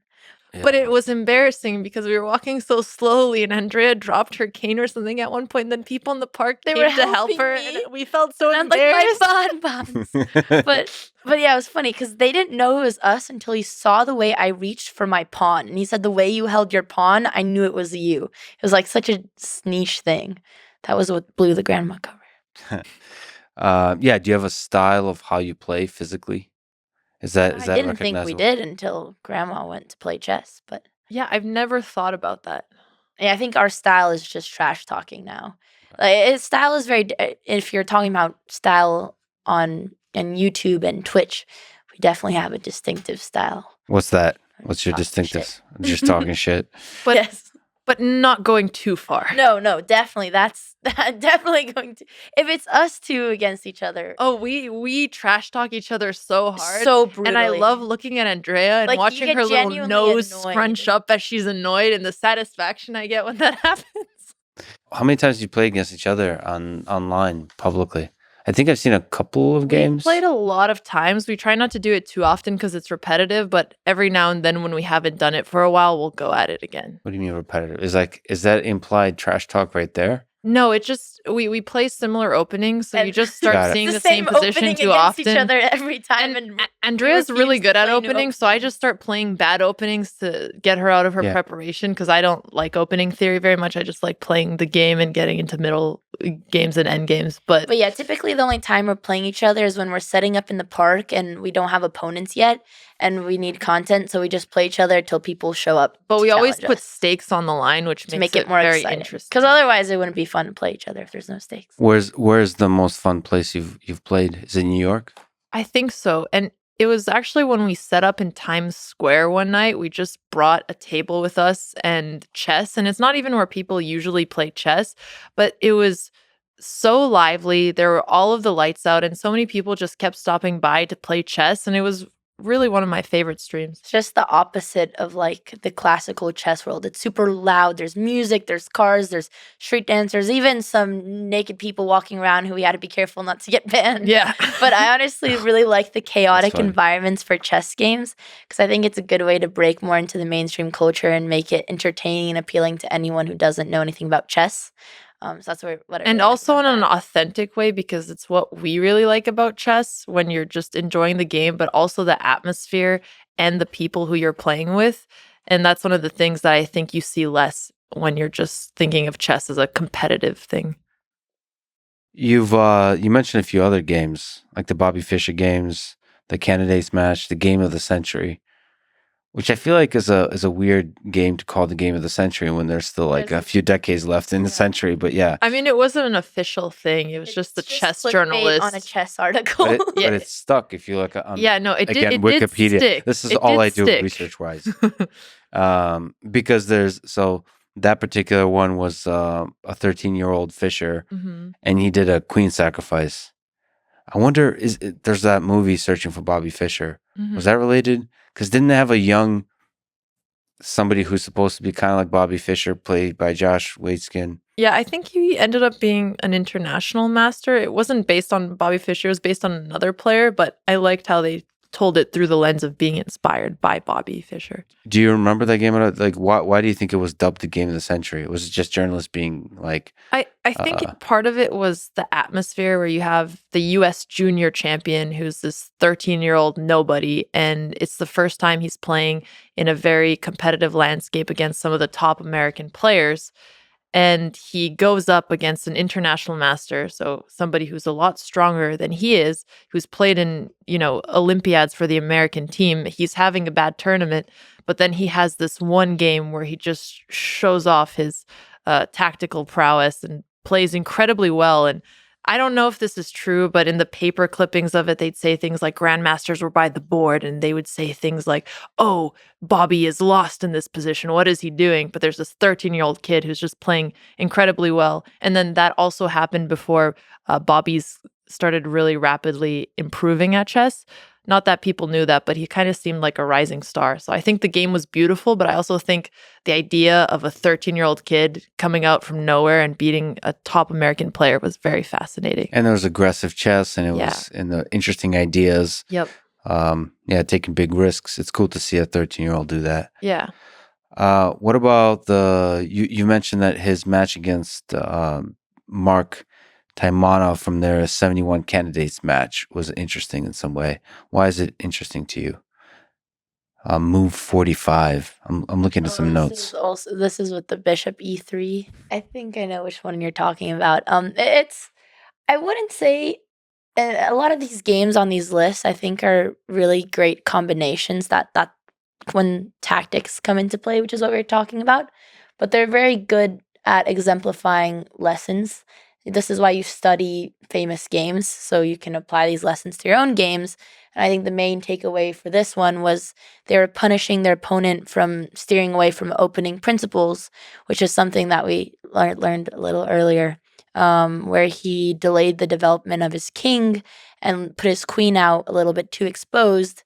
So Bobby Fischer immediately punished that. And then there was just like a beautiful combination where it was like a 12 in a row perfect moves, which was a tactic, just winning the game. But it only came from punishing those mistakes. The mistake being bringing the queen out? Bringing the queen out and, not castling your king right away. Okay. And these were just like opening principles that now they're written in books. But for books, you would study these principles by studying games. And also, I'm looking at some notes. His dominance during the candidates' tournament was unprecedented. He swept 2 top grandmasters. I mean, that guy's meteoric rise is incredible. It's sad that I think in his 20s, he then quit chess. One has to wonder where he could have gone. Yeah, it is sad that we lost such a brilliant mind so early on. And it's also sad, I think, kind of what ended up happening in his life and the slowly going crazier. Is there some aspect of chess that opens the door to crazy? like how challenging it is on you, the stress, the anxiety of it, the isolation and being alone. Yeah. It's a very lonely sport. It is. Even to you guys, since you both play it, it's still lonely, the experience of it? It was when I was competing a lot. I think the crazy part of it for me was how obsessed you can get about a board game where you're optimizing your entire life to beat another person at, pushing wooden pieces across a board, and it doesn't necessarily translate to other things. And the fact that so many people spend so much of their life on it, but you can also spend so much of your life because it's so deep and so interesting. And I mean, I've definitely experienced moments where I didn't want to do anything but chess. And I had that before I went to college, where I just wanted to take a gap year and focus on chess because I went to high school. We moved a lot. There was always other things going on. So I felt like I could never really focus on chess. And the one time I could, by taking a gap year, I ended up not doing, because my parents really wanted me to go to university right away. But I think maybe if I had taken that gap year, I don't know if I would have gone back to school. So maybe it wasn't a bad thing. I'd also say that's pretty universal. I think if you want to be the best at anything you do or any sport, you have to be that level of obsessed. So I don't know if that's only chess. Well, some obsessions are more transferable to a balanced social life. That is like true. Healthy development than chess other is things. a lot less social than most other sports. Yeah, there's something deeply isolating about this game. I mean, the great chess players I've met, I mean, it's like, it's really competitive too. Mm-hmm. And there's something that you're almost nonstop paranoid about blundering at every level. And that develops a person who's really anxious about losing versus someone who like deeply enjoys perfection or winning and so on. It's just this constant paranoia about losing. Maybe I'm like misinterpreting it, but um, that that creates a huge amount of stress Mm-hmm. over like thousands of games, especially in a young person. And that blundering is such a painful experience because Right. you could be playing a game that you've played for 5, 6 hours and you have one lapse in focus and you blunder and you throw the entire game away. And sometimes not just the entire game, but the entire tournament. Now you can't place or do anything anymore. So you just feel those mistakes so strongly. Yeah, there's no one to blame but yourself. Are you guys hard on yourself? Have you been about losing? Like before you became super famous for streaming, where you could be like, "Well, fuck this. At least I can, I can So I was have really fun hard on playing." myself, and I went to play a tournament in Canada to try to qualify for the Olympiad team. And I was like, well, I'm an adult now. I'm not going to feel emotional if I lose. And then I got there on the first day. I think I was ranked like fourth in Canada for females.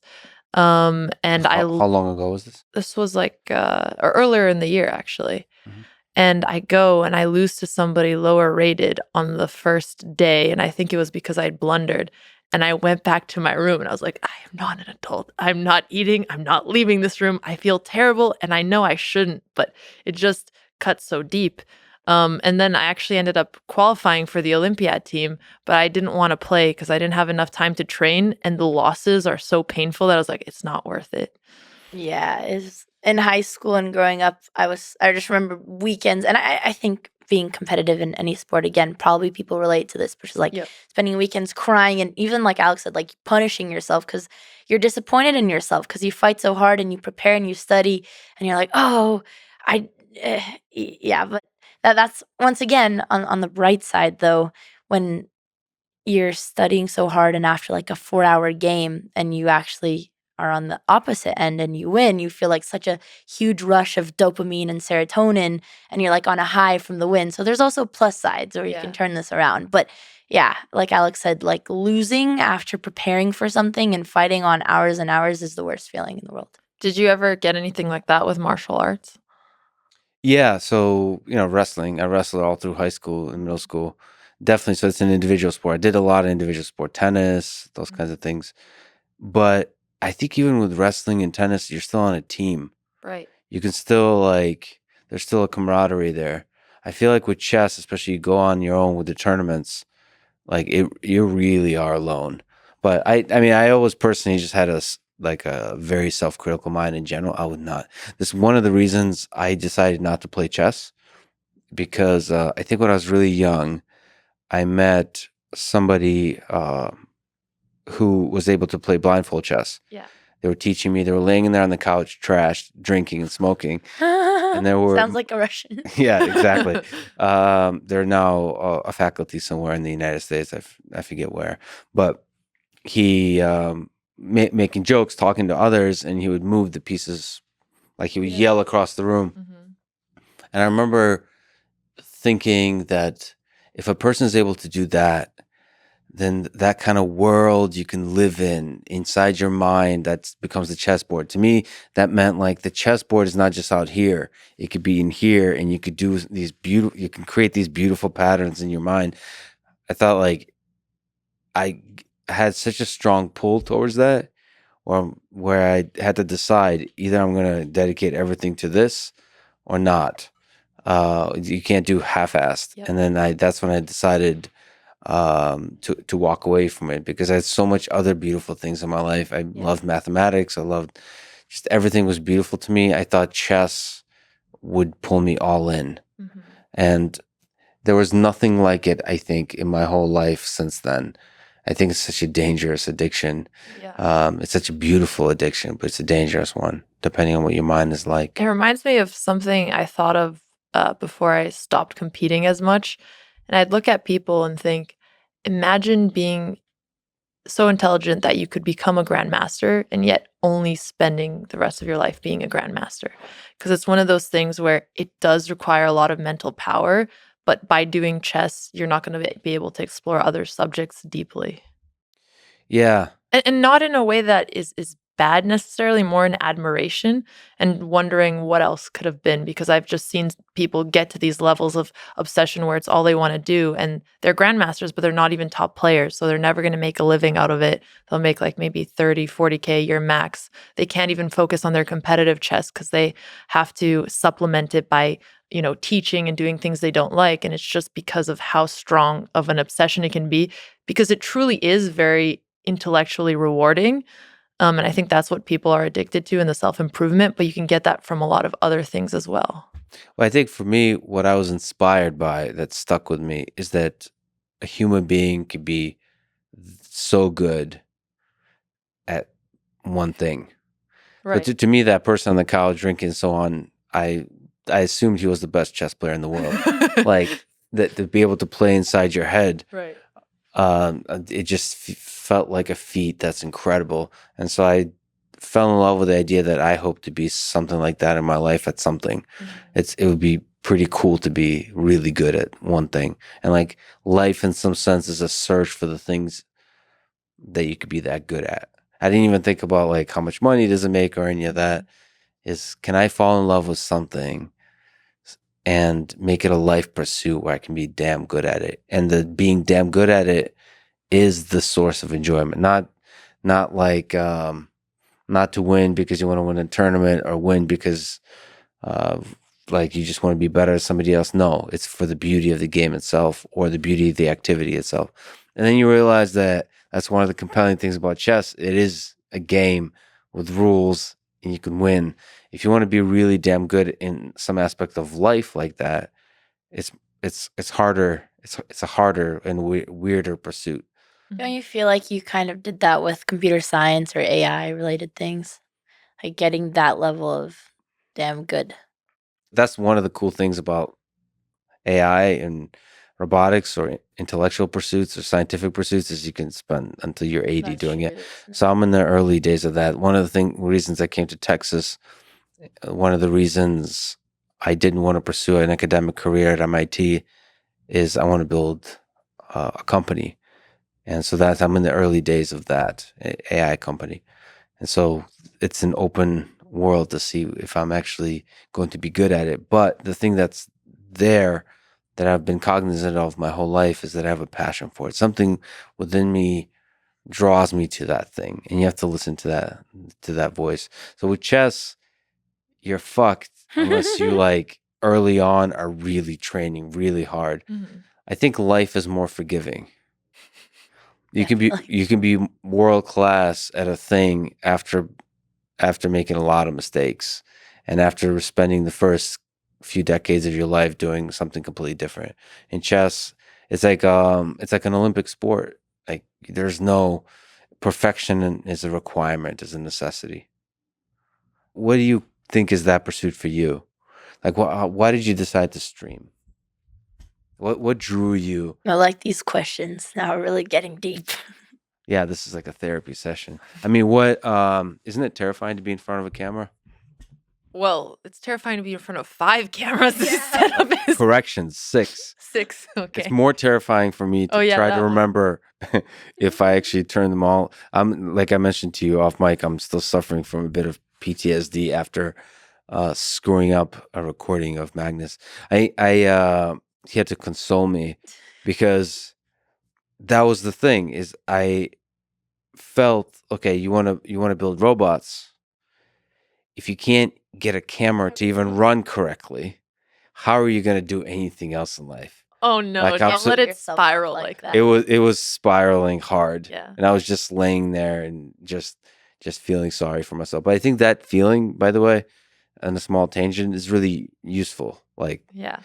I feel like a lot of growing happens when you feel shitty. As long as you can get out of it. Like, don't let it spiral like indefinitely, but just feeling really, really shitty about everything in my life. Like I was having an existential crisis. Like how will I be able to do anything at all? Like you're a giant failure. All those kinds of negative voices. But I think I made some good decisions in the week after that. Of Do like, you okay, think you couldn't have made those decisions if you were less hard on yourself? me personally, no, I'm too Okay. lazy.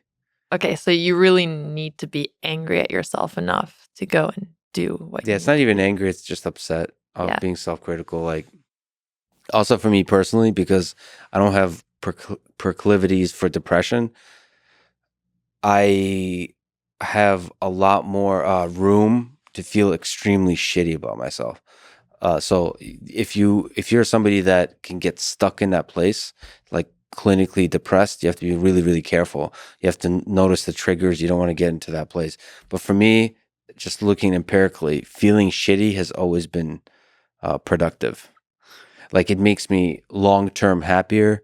Ultimately, it makes me more grateful to be alive. It helps me grow, all those kinds of things. So I kind of uh, embrace it. Otherwise, I feel like I will never do anything. I have to feel shitty, but that's not a thing I prescribe to others. There's a famous professor at MIT. His name is Marvin Minsky, and when he was giving advice about like to students, he said the secret to my success was that I always hated everything I did in the past. So always sort of being self-critical about everything you've accomplished. Never really take a moment of gratitude. And I think for a lot of people that hear that, that's not good. You should like take a pause and be grateful. But it really worked for him. So it's a choice you have to make. Yeah, it reminds me of the quote, be happy but never satisfied, Mhm. where That's it. you can have a positive spin and still want to improve yourself. But yeah, when did you decide to take a step in the spotlight, that terrifying spotlight of the internet? It was actually my senior year of college, and I was really busy with work and school. And chess was kind of like this lost love. And the interesting thing is that the longer I don't play chess, the more I kind of miss playing it casually and enjoy it more because then I start looking at it with fresh eyes. But I didn't have time to play tournaments. So I started streaming online because it was more social than just playing strangers on the internet without knowing anything about who they are. And I started slowly growing a community and got in touch with chess.com pretty quickly too. So then it was this hobby that I would do once a week, every Thursday at 8 p.m. And it was one of the things that brought me a lot of joy. And actually, speaking of depression, did struggle for it with, at least 10 years of my life. And it was one of those things where chess and streaming was such a distraction and it brought me such great joy that I just kept doing it because I really, really liked it. And then I was working on something that didn't pan out and decided to go and take a risk and just stream full time, which, seemed a little bit weird at the moment, but Was that terrifying, that leap? it was terrifying, but I had taken so many terrifying leaps in the past and they didn't, and, the last two hadn't worked out, but I was like, well, I'll get it eventually. So somehow having failed before and going through failure and knowing that it'll be okay made me more likely to just try something that was a very, very weird job. Goodbye, camera. Did I it saw die? it die. Yeah, the camera that we don't need it. Okay. But one of the cameras Luckily, died. we have another 5. Yeah, I know. Like this is where this triggers the spiral. Lex is gonna Yeah. go to bed now. It's still somehow awake. Is there advice you can give about the dark places you've gone in your mind, the depression you suffered from, how to get out from your own story? Whenever I go to those really dark places, the scariest thing is that it feels like I will never get rid of this feeling, and it is very overwhelming. Um, and I just have to kind of look back over time spans and remember that every single time I have got through it and remind myself that it is just temporary. And that has been the most helpful thing for me because I just try to combat the scariest thing about it. And then have faith that it's gonna like this will go away. And take action, obviously, to make sure it goes away. And I've also tried to spin it as depression is one of the hardest things I've had to deal with, but also one of the biggest motivators, because if I just am left with my own brain, I get very depressed. Then I really like working or focusing on things. So it actually pushed me to, try to focus on school, try to focus on chess, focus on whatever I'm doing. And also, if I'm feeling really bad, then there's probably something a little bit off. And I use it as a signal and try to think of it as, okay, this is just a sign that there's things that could be improved for long term. What about you, Andrea? Have you gone to dark places in your mind? I'd say my family, I see Alex going through this. My mom also has very serious depression. Luckily, I got the genes where I don't go through that serious level of depression that they do. I'd say mine is much more temporarily. So it's more similar to what I was feeling when I was Exactly. You feeling go shitty through about periods. Yes, exactly. Where but I know that it's not something that's clinical and that's just a genetic thing or a mental thing, whereas I know is more serious for my family members.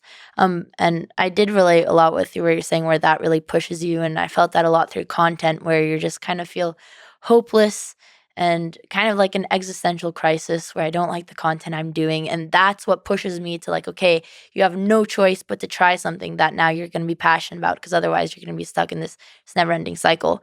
So it's short term, and then it helps me come up with the things that I enjoy the most content wise. And it also long term taught me just how to have a more balanced life, like doing small things that make me happier on a daily basis, to working out, to eating healthier, which I notice when I don't do for weeks, I just get a lot more depressed.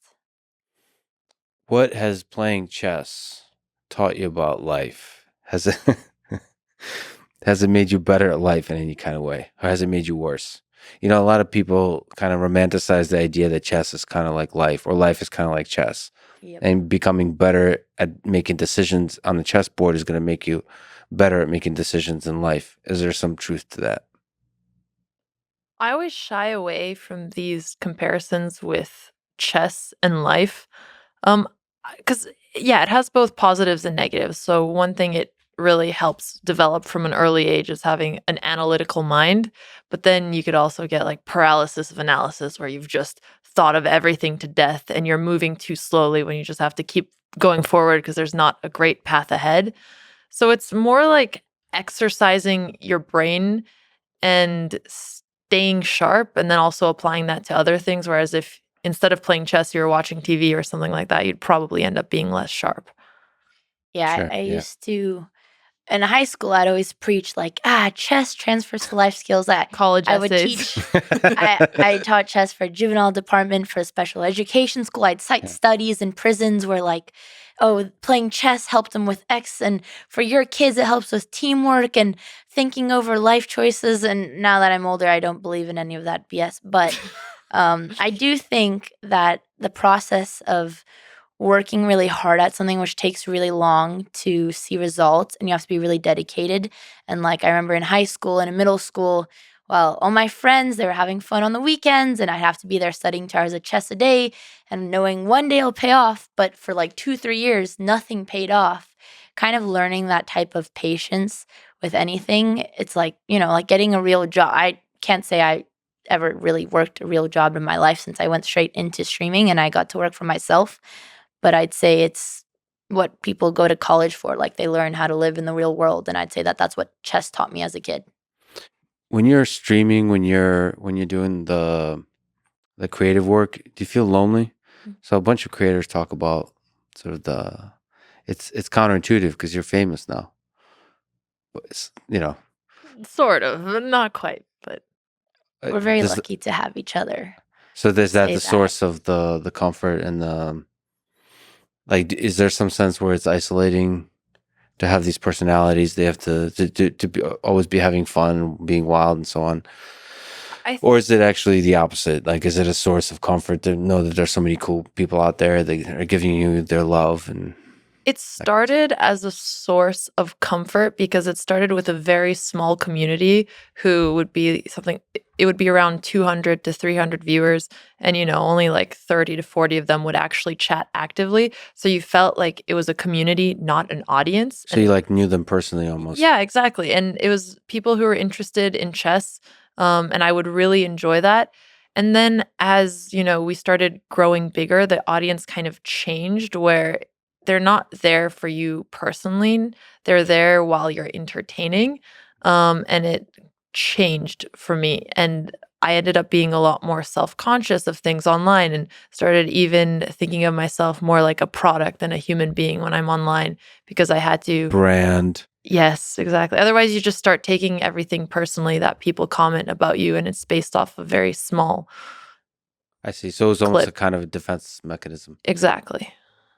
And it took time to get another, because even if you have tough skin, eventually it gets to you when you're online every single day, listening to, thousands of people's feedback on you. I think the loneliest part of being a creator is going through burnout, which everyone is just, it's bound to happen. Which is why I think we're very lucky that we have each other, because, right, it's a numbers game and you're viral and trendy at one point and then you have to fall.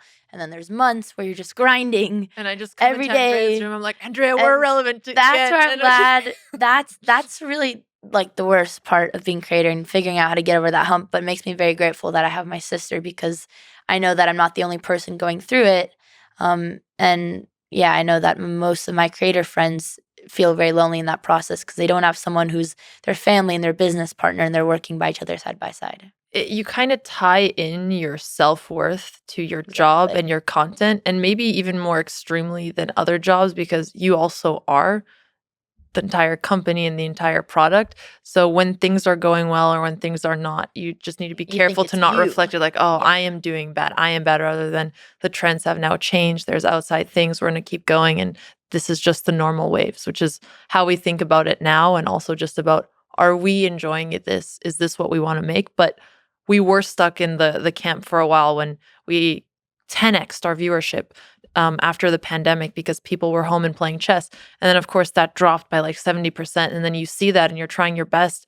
And you just kind of have to deal with it and be like, okay, I'm just going to keep persevering and maybe it'll get better. That's so fascinating. I mean, this is a struggle of sorts in the 21st century of like how to be an artist, how to be a creator, how to be an interesting mind in response to this algorithm. I'm telling you, turning off views and likes is really good. I don't look at Twitch views for that reason. And I get obsessed with the numbers too. And I know Andrea does. But for me, what I try now is to be more focused in the moment. But Andrea somehow can do it even with the views. So you have fun with it. Like, ooh, number one up. I'm too much of like a given to the temporary satisfaction. Like I like knowing that if something happens right now, viewership's gonna boost by a couple hundred, and seeing that I'm right. Of course. But what only to about when the certain- viewers start Exactly. dropping? Well, and I always like, you just have this intuition now, and Yeah. but I think also the reason that it doesn't affect me so much is when we first started our content journey, we were only Twitch streamers, and our livelihood were based on Twitch viewers. But now, like, I've learned how to recycle that content into like YouTube and shorts and other things where I know, like, okay, if this stream does badly, there's so many more things you can do that also just have a much larger output, so it doesn't get to me as much as it did. Do you ever feel that with your podcast, or do you feel like it's been authentic since the start? No, so there's a million things to say there. So one is there's a reason I stopped taking a salary at MIT and moved to Texas is I wanted my bank account to go to zero because I do my best with my back against the wall. So one of the comforts I have is I don't care if this podcast is popular or not. I want it to not be popular. So I don't want it to make money. You're failing, Lex. Yeah, I mean, I just do best when I'm more desperate. That's like one thing to say. Seems like a reoccurring theme with how you build up your greatest work, which is honestly very respectable. Yeah. So, Don't know what to tell people. I thank you. That's just like I wouldn't recommend. right. Thank you for finding don't try it at home. the silver lining for an unhealthy mental state. But the other thing is I was very conscious, just like with chess and those kinds of things, that I love numbers, and I would be, if I paid attention, if I tried to be somebody at their best, like a Mr. Beast who really pays attention to numbers, I would just not. I'd become destroyed by it, the highs and the lows of it, and I just don't think I would be creating the best work possible.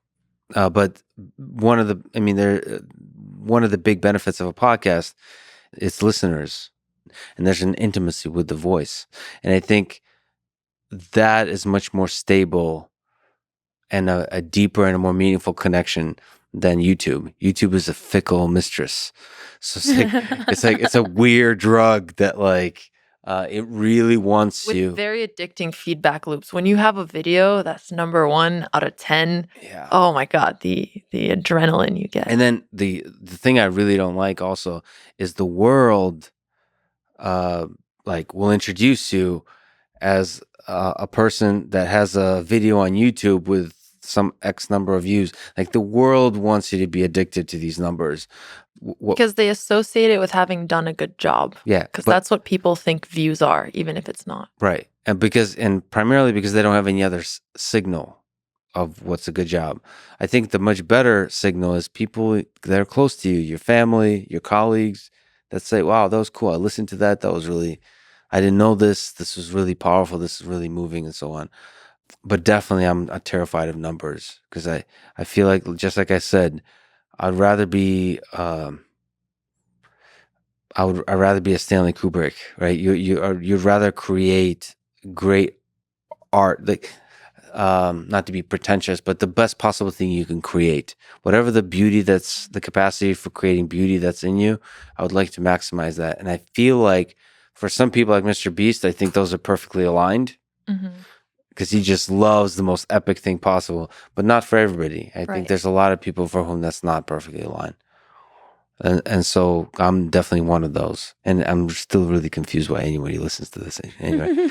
But that's also something I guess you're trying to find and trying to figure out. I get very afraid of ever becoming someone who just makes junk food content where you can't stop while you're in the moment and it has all of your attention, but when you're done, it didn't really bring any value to your life, which is something that I think the algorithm still does really reward, and making sure that as we are learning how to create better content, it's still something that is going to be meaningful long term. Well, ultimately, you inspire a lot of young people. There's certainly those are the best. When I get messages from people who are like, I played you a year ago and my rating was 1,400 and now I'm 1,900. I'd like to challenge you again. It's a 14-year-old writing a former email. Those things are always very, very fun to get. And even just outside of chess, it's just empowering to see, and like for young women too, to see that kind of thing. I mean, you guys are being yourself and making money for being yourself and having fun and like growing as human beings, which I think is really inspiring for people to see. So in that sense, it's really rewarding. And then like the way I think about it is there is some benefit of doing entertaining type of stuff so that you get the kind of like Mr. Beast does with philanthropy, right? Yeah. The bigger Mr. Beast becomes, the more effective he is at actually doing positive impact on the world. So those things are tied together. But of course, with podcasts, you guys, well, maybe you have these kinds of tense things, but what kind of ideas, what kind of people do you platform? What kind of person, what kind of human being do you want to be? Because you actually are becoming a person and a set of ideas in front of the public eye, and you have to ask yourself that question really hard, like really seriously. Because if you're doing stuff in private, you have the complete luxury to try shit out. Right. I think you have less of a luxury to try shit out because the internet can be vicious in punishing you for trying shit out. And do you think that's sometimes a bad thing where you have less freedom to make mistakes? Yeah, you have two choices. So one, you put up a wall and say, I don't give a shit what people think. I don't like doing that because I like being fragile to the world and keeping my sort of wearing my heart on my sleeve. Or the other one, yeah, you have to actually think through what you're going to say. You have to think of like, what do I believe? You have to be more serious about what you put out there. It's annoying, but it's also actually you should have always been doing that. You should be deliberate with your actions and your words. Um, but I don't know. But some of it's such a balance because some of my favorite people are brilliant people that allow themselves to act ridiculous and be silly. Elon Musk, who's become a good friend, is the silliest human of all. I mean, he's incredibly brilliant and productive and so on, but allows himself to be silly, and that's also inspiring to people. Like you don't have to be perfect. You don't have to.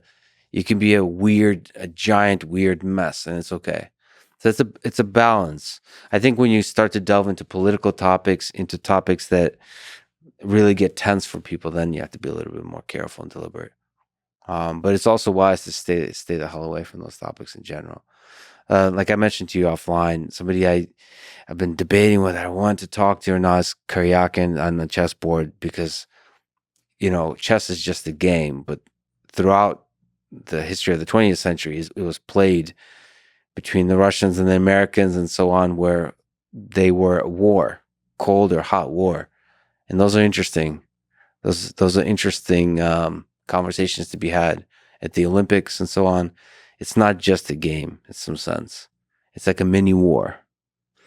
And so I have to decide whether I want to talk to him or not, and those kinds of things. You have to make those kinds of decisions. For now, you guys are not playing chess with Donald Trump or Obama or so on. We are not right now, no. How long is a stream? Like a few hours, right? Now they're 2 to 3 hours. When I was first streaming, I'd stream for like 6 hours a day. A day. At least usually. Yeah, for like 6 to 7 days a week. Are you week. doing just like a talking one? No, I would be playing chess the entire time while talking. And when I started streaming, that's kind of how everybody blows up on Twitch. You're just putting in crazy hours and you're always there. It's not about making the best content. It's about letting people feel like they're hanging out with you and just being on as much as you can. But I ended up feeling very burnt out because it's hard to be your best self when you're in front of a camera for that long because you do get scared of going into places where you want to learn, but you might not be the best in, because it's harder to learn in public than do something that we're better than 99% of our viewers at chess. So that's a lot less scary than trying to play a game that you're bad at or discuss topics that you're interested in. Yeah, have the beginner's mind and be dumb at something. Right. Yeah, which is where the fun is and you get to learn together, but people will punish you for it on the internet. What about you, Andrea? Yeah, I think like Alex said at the beginning, when we were grinding a lot, you don't really even have time for much of a private life because you're streaming every hour of your life and people want it. Like the appeal of streamers, it's called like being parasocial, where you feel like they're your friend and they like it because they want you to share everything about your life.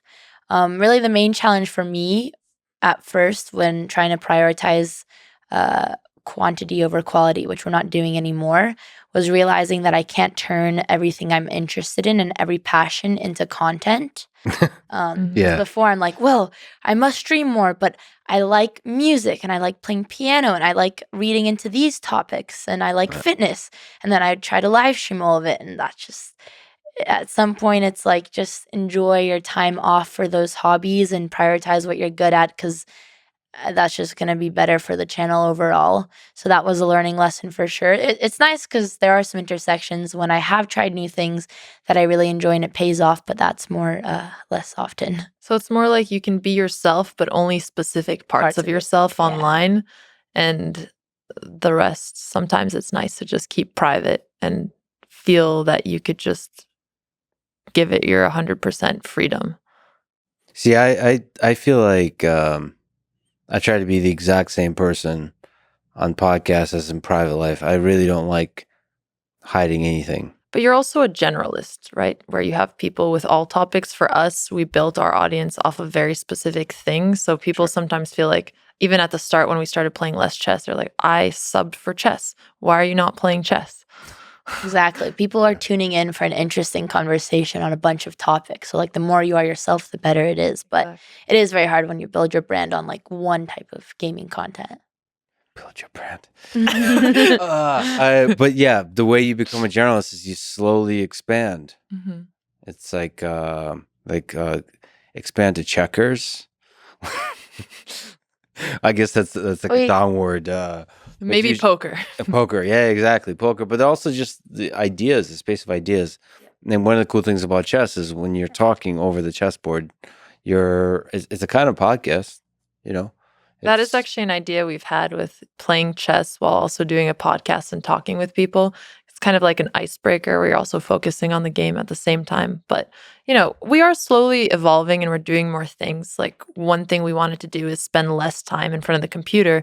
So now we're doing a chess travel show where we go to different Nice. countries and look at the chess culture. So it actually feels like we're doing things that we would want to do and explore anyway. And maybe it's not as much in the idea space, which we both enjoy and do a lot in our own free time, but in the sharing cool experiences with our audience that we actually want to do. Where do you look forward to going? We're going to Romania on September 9th. And I think this is the most exciting for me because we're going back to, the country where our entire family is from, where our grandmother taught our dad, who taught us how to play chess. It has a very strong chess culture. So it'll be very unique to go back and see how everything is when we haven't been back for a very long time. And for Romanians, like it's very rare when there's like a famous Romanian who accomplishes something, which is why like right now Andrew Tate's the most famous Romanian. 'Cause But he's he's the first- banned, so for we're a in bad this spot. reason, exactly. And there's like something very special about Romanian pride. And when we meet fellow Romanians in the US, like it's just an amazing connection. And like I hear the way my dad talk about, like, for example, Nadia, who was a famous Romanian gymnast, and he's like, yeah, like Romania, we sucked at everything. But when she won the Olympics for gymnasts, every kid on the street was doing gymnastics because it's very rare that they make it to that level of success. And not saying that we're super successful, super famous, but it is really cool to meet other Romanians through chess because it's a very special bond.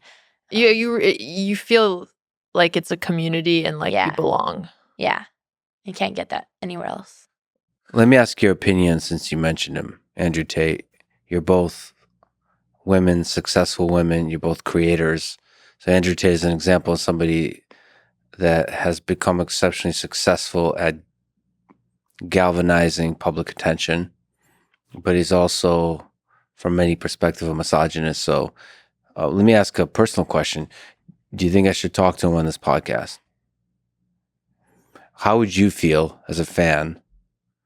Somebody, I'm talking to the great Alex and Andrea Botez, and the next episode is with Andrew Tate. I think it's a double-edged sword, and most of these things are not as black and white as they seem. Because on one hand, I don't agree with his beliefs, and I think he said a lot of things that are very hurtful and that influence people's opinions. At the same time, talking to someone through that and trying to get to the root of it and how much of it he used just as a social media tactic to maybe change the opinion of people who have been so influenced by him towards something that is maybe more understanding towards women or things like that could do some good. But at the same time, platforming someone like that and giving them more attention also signals to other people who have a platform that it's okay. So it's kind of weighing the pluses and the minuses. And it's a very tough decision because it's not clear. And the thing about the internet, when you make the wrong decision, you're going to pay for it. Right. That's the thing. Like personally, and it is funny. Like I think the whole way he rose to fame is just a growth hack, and I've seen other people do it where like you just say kind of. Honestly, I don't really listen to his content because I just find it so dumb. But I think he knows that by saying the dumbest, most controversial things, that's like a quick rise to fame. And I think surface level, like he can really hold it up. But that's why I would honestly enjoy tuning into a conversation where you're really breaking down to the core of those beliefs. And I think like the young kids who look up to him, and when you actually hear someone challenging it, could actually be helpful for people.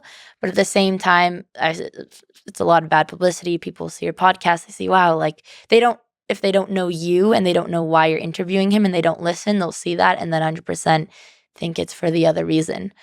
But I'm also afraid of a society where you can't have discourse with people you don't with people you disagree with. And even though I don't like Andrew Tate, I think the fact that he got banned from all the platforms is kind of scary because it sets a precedent. And you always have to ask yourself, would this be ethical if I was on the other side? And even things with a president like Trump, even if, let's say, you're somebody who was on the left, if that would have happened to a leftist president, how would you feel? Would you think that's morally ethical? So that is something that I think is important. We try to find ways to have conversations and reach some mutual understanding and try, instead of just amplifying the worst about every human being.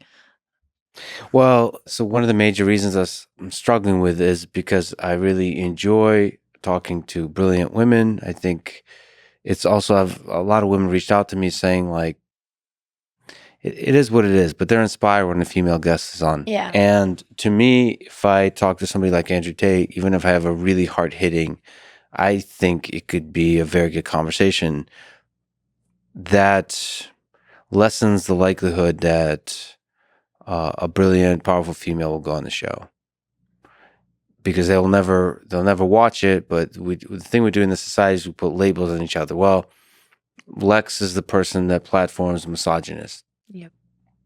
I did a thing where Joe Rogan got in trouble over an N-word controversy earlier in the year. And Joe's a good friend of mine, and I said that I stand with Joe, that he's not a racist or something like that. And within certain communities, I'm now somebody who's an apologist for racists, right? Or a racist myself, that kind of thing. And we put labels without ever listening to the content, without ever sort of actually just even the very simple step, or it seems to be difficult, of like taking on the best possible interpretation of what a person said and giving him the benefit of the doubt and having empathy for another person. So you have to play in this field where people assign labels to each other, and it's difficult. But ultimately, I hope that good conversations is a way to like a greater understanding of for people to grow together as a society and improve and learn the lessons, the mistakes of the past. But you also have to play this game where people just like putting labels on each other and canceling each other over those.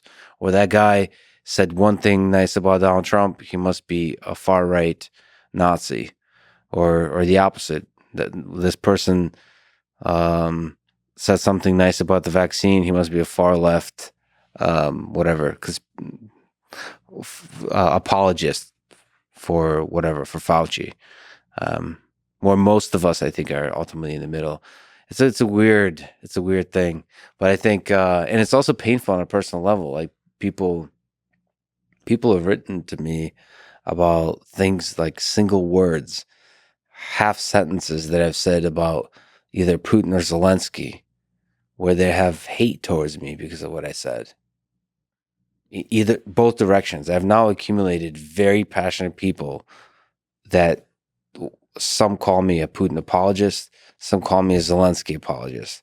And it hurts, given how much I have family there, how much I've seen of suffering there, and to carry that burden over time and not let it destroy you is tough. So like, do you want to take on another thing like that when you have conversations? Right. Or can I just talk to awesome people like you two, where it's not that burden? We're not controversial. Or you're interesting, you're fascinating, you're inspiring, you're like fun, not all those difficult things that come with more difficult conversations. Right. But somebody has to be making those difficult decisions and challenging the notions that we should cancel someone just for slightly disagreeing with us. And it's very hard to take that on personally. And I think that's a huge part of it, when you know it's something you're doing for the right reasons and you're getting a lot of people coming and misinterpreting it. It's very painful. But I think you have to ask yourself long term if when you made that decision, you ultimately thought it would be better or worse for your listeners to know that conversation. And then if you can sleep with it at night, take the risk. Yeah, when I talk to people that, especially like astrophysicists, and you realize how tiny we are, right? How incredible, like how huge the universe is. Like it doesn't matter. You can do anything. You could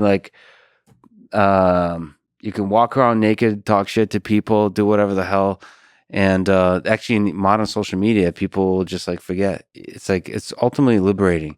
Yeah. Just try to do, at least from my perspective, the best possible thing for the world you can.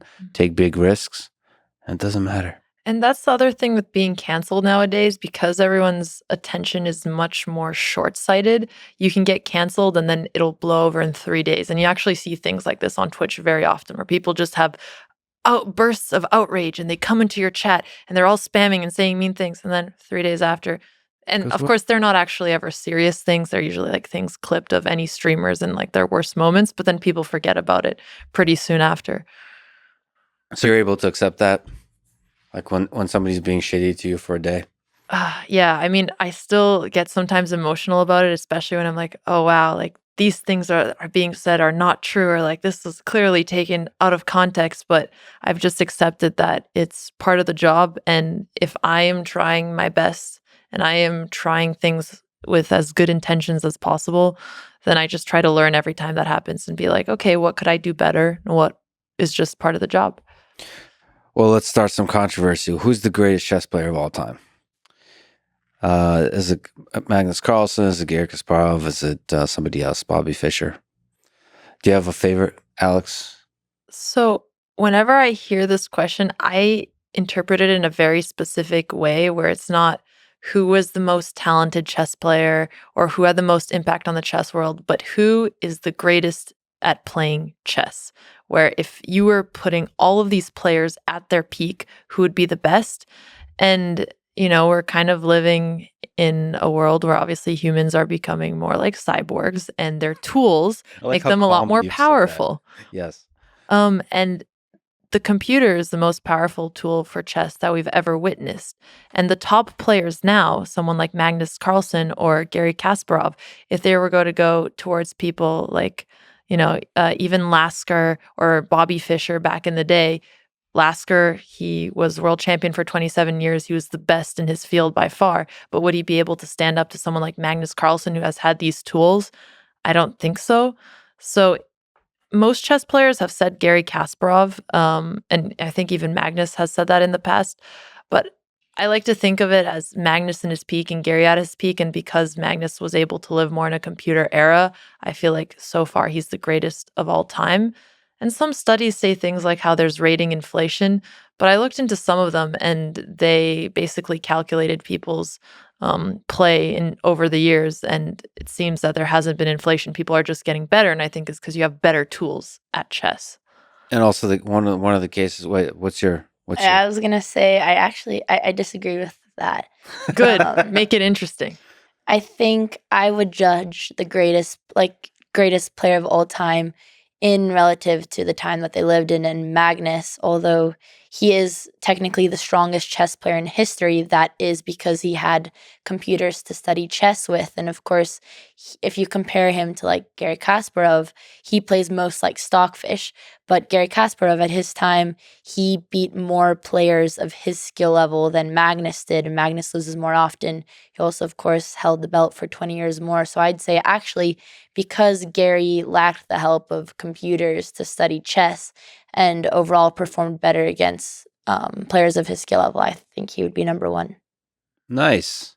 Yeah, but I mean, the case that people make for Magnus on many, I mean, what Alex said, but also Magnus plays a lot, and he plays a lot blitz, bullet, and like he gets drunk, and like he's really putting himself out there, and in all kinds of conditions, and is able to dominate in a lot of them.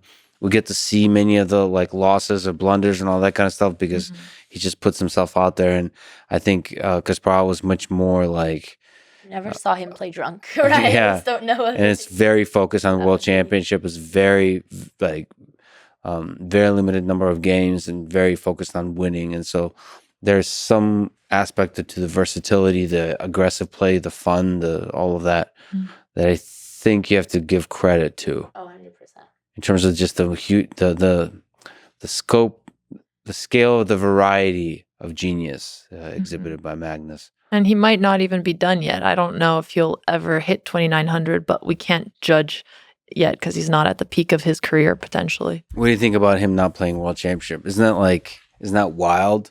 the entirety of the history of chess in the 20th century, going like, meh.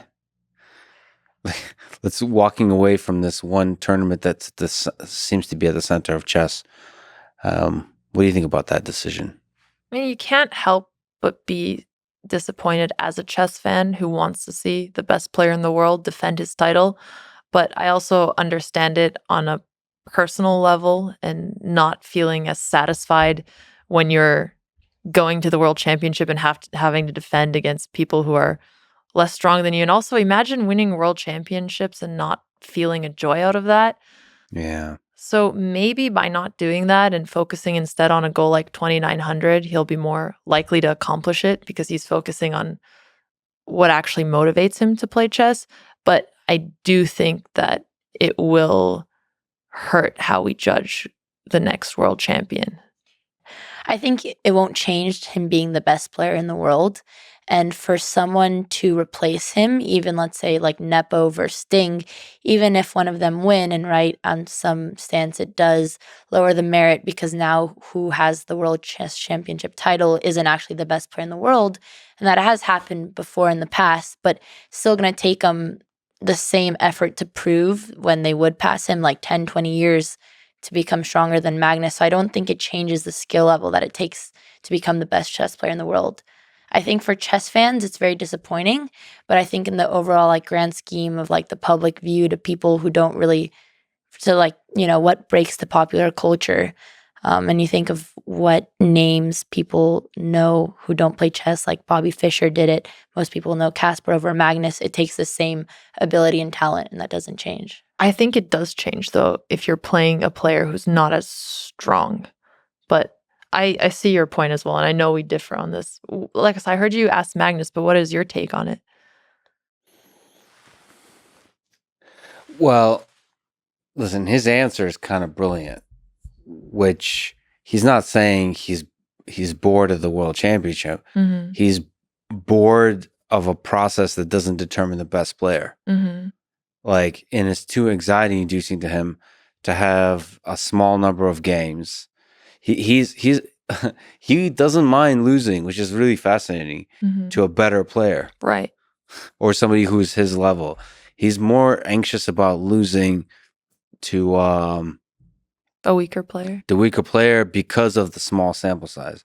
Now, if like poker players had that anxiety, they would never play at all, right? That's the World Series of Poker. You get to lose against weaker players all the time. That's the roll of the dice. But that's an interesting perspective that he would love to play 20, 30, 40 games Mm-hmm. in the World Championship, and then he would enjoy it much more. And also play shorter games because they emphasize the like pure chess, actually being able to like you like much more variety in the middle game, just to see a bunch of chaos and see how you're able to compute, calculate, and intuition, all that kind of stuff. I mean, that's beautiful. I wish the chess world would step up and meet him in a place that makes sense. You know, change the world championship. So FIDE changing it somehow, that allows for that, or having other really respected tournaments that become like an annual thing that step up to that, or more kind of online YouTube type of competitions, which I think Mm-hmm. they're trying to do more and more, like the Crypto Cup and all those kinds of things. Yeah, and the Grand Tour, The Grand which Tour does play in, which takes a lot of the top players, and they do it online in shorter formats. But there's, you know, and so that's his perspective. My perhaps narrow perspective is I romanticize the Olympic Games, and those are every 4 years, and the World Championships, because they're rare, because the sample size is so small. That's where the magic happens. Everything's on the line for, you know, for people that spend their whole life, 20 years of dedication. Everything you have, every minute of the day is spent for that moment. You know, you think about like gymnastics at the Olympic Games. There's certain sports where a single mistake and you're fucked. And that stress, that pressure, it can break people, or it can create magic. Like a person that's the underdog has the best night of their life, or the person that's been dominating for years all of a sudden slips up. That drama from a human perspective is beautiful. So I still like the World Championships, but then again, looking at all the draws, looking at like, well, the magic isn't quite there. So to me, when I see faster games of chess, that's much more beautiful. So, but that I don't understand the game of chess deeply enough to know, like, does it have to be so many draws? Like, is there a way to create a more dynamic chess? I mean, he talked about random chess, like with a random starting position. That's really interesting. But then, of course, that's like, then you do have to play hundreds of games and that kind of stuff. Right. So but I think it's great that the world number one is struggling with these questions, because he's in the position, he has the leverage to actually change the game of chess as it's publicly seen, as it's publicly played. So it's interesting. He's still young enough to dominate for quite a long time if he wants. So I don't know. With Kasparov, the fight between nations, I hope they have the world championship, and I hope I hope he's still a part of it somehow. I hope he changes his mind And comes back. some kind of dramatic thing. I don't know, but it is his heart is not in it, and then that's not beautiful to see, right? Yeah, it is beautiful that the thing he wants is a great game of chess against an opponent that's his level or better. And that's great that he's coming from that place. But I hope he comes back somehow, because the World Championship is a special thing in any sport. So you do wish that the person who wins the world championship is the best player in the world? No. I hope that the best people in the world, the two best people in the world, are the ones that sit down. But the person that wins is the person that's the magic of it. Nobody knows who's going to win. I think Magnus is he really wants the best person to win. Like that's why he wants the large sample size. But to me, there's some magic to it. The stress of it, the drama of it, that's all part of the game. Like, it's not just about the purity of the game, like the calculation, the pure chess of it. It's also like the drama, like the pressure, the drama, all of it, the shit talking if it gets to you, the mind games. This is the part that's fun to watch, but less fun to be playing. But that's why it's great. Who can rise under that pressure, and who melts under that pressure. There's a lot of people that look up to you, like, they're inspired by you because you've taken a kind of nonlinear path through life. Is there any advice you have for people, like, in high school today, that are trying to figure out what they want to do? Do they want to go to Stanford? Do they want to pursue a career in, I don't know, in industry, or go kind of the path you guys have taken, which is have the ability to do all of that and still choose to make the thing that you're passionate about your life? I always like the calculated risks approach, where when you're younger, it's okay to take more risks because you have a lot more time, but there has to be a reason why you're doing that particular risk. Is it something that you've spent a lot of time already really passionate and working on, or is it just something that's trendy and you want to do it because you don't have a better option? And that's actually similar to what Andrea did when she decided to go into streaming instead of school. Yeah, it was the reason I got into streaming, because I was initially going to go to college, but it was right at the beginning of the pandemic, and all my classes were online. And I never thought, ever since I was 12, like, my dream was school, and I saw myself nowhere else than going to university. And I thought of it and kind of weighed out the risks. I'm like, well, if I take a gap year and I try streaming with my sister, what do I have to lose? I gained some experience working with someone who has a lot more experience than I do. And then I can go back to school after. And if I go to school right now, I do online classes for a year, and that's something that I could do at any time. So that's why it made a lot of sense for me to go into this.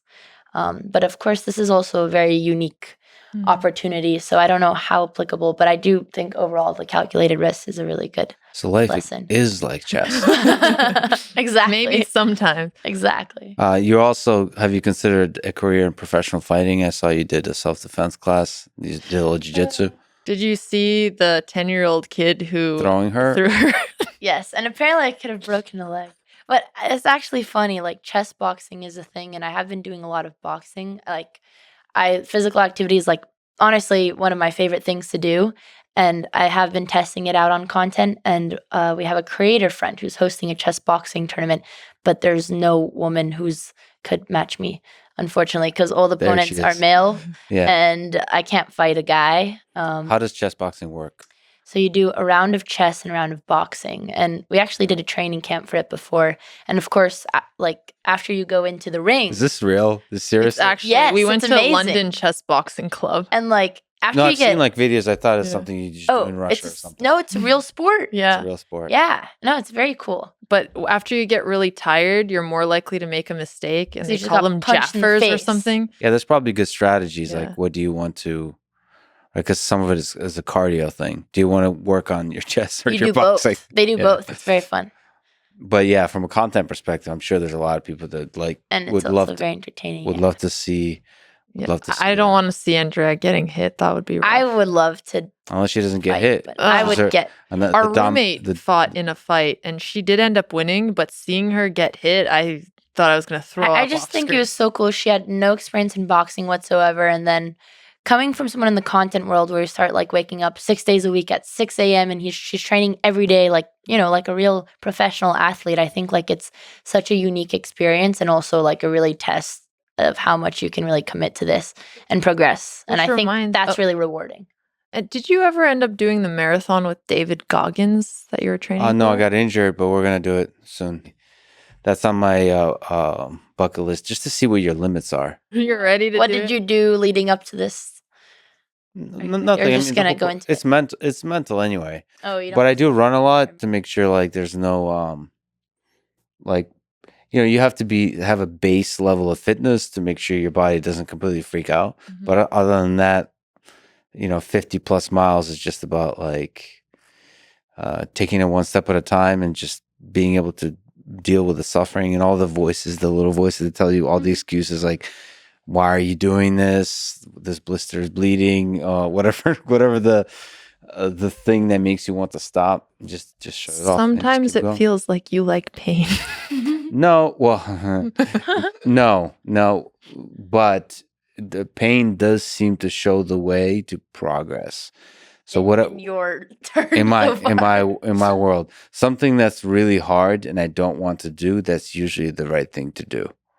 And I'm not saying that's like a universal truth. It's just if there's a few doors to go into, the one that I want to go into least, that's the one that usually is the right one. Afterwards, I will learn something from it. The David Goggins thing, I don't know. Listen, we're talking offline. The conversation with Liv, she has a very numeric, calculated risk. Mm-hmm. Everything is planned. I go with the heart. I just go whatever the hell. I think 2 years ago, I woke up. It was summer. I decided to tweet, I will do as many push-ups. I don't know why I did this, but I will do as many push-ups and pull-ups as this tweet gets likes, something like that. Okay. Oh, Right. God. And then that it got like 30,000. Yeah, once you put it out on the internet, you're held accountable. Well, for myself, I mean, in some sense. And then that's when I already was connected to David at that point, but that's when he called me. And then they have to do it.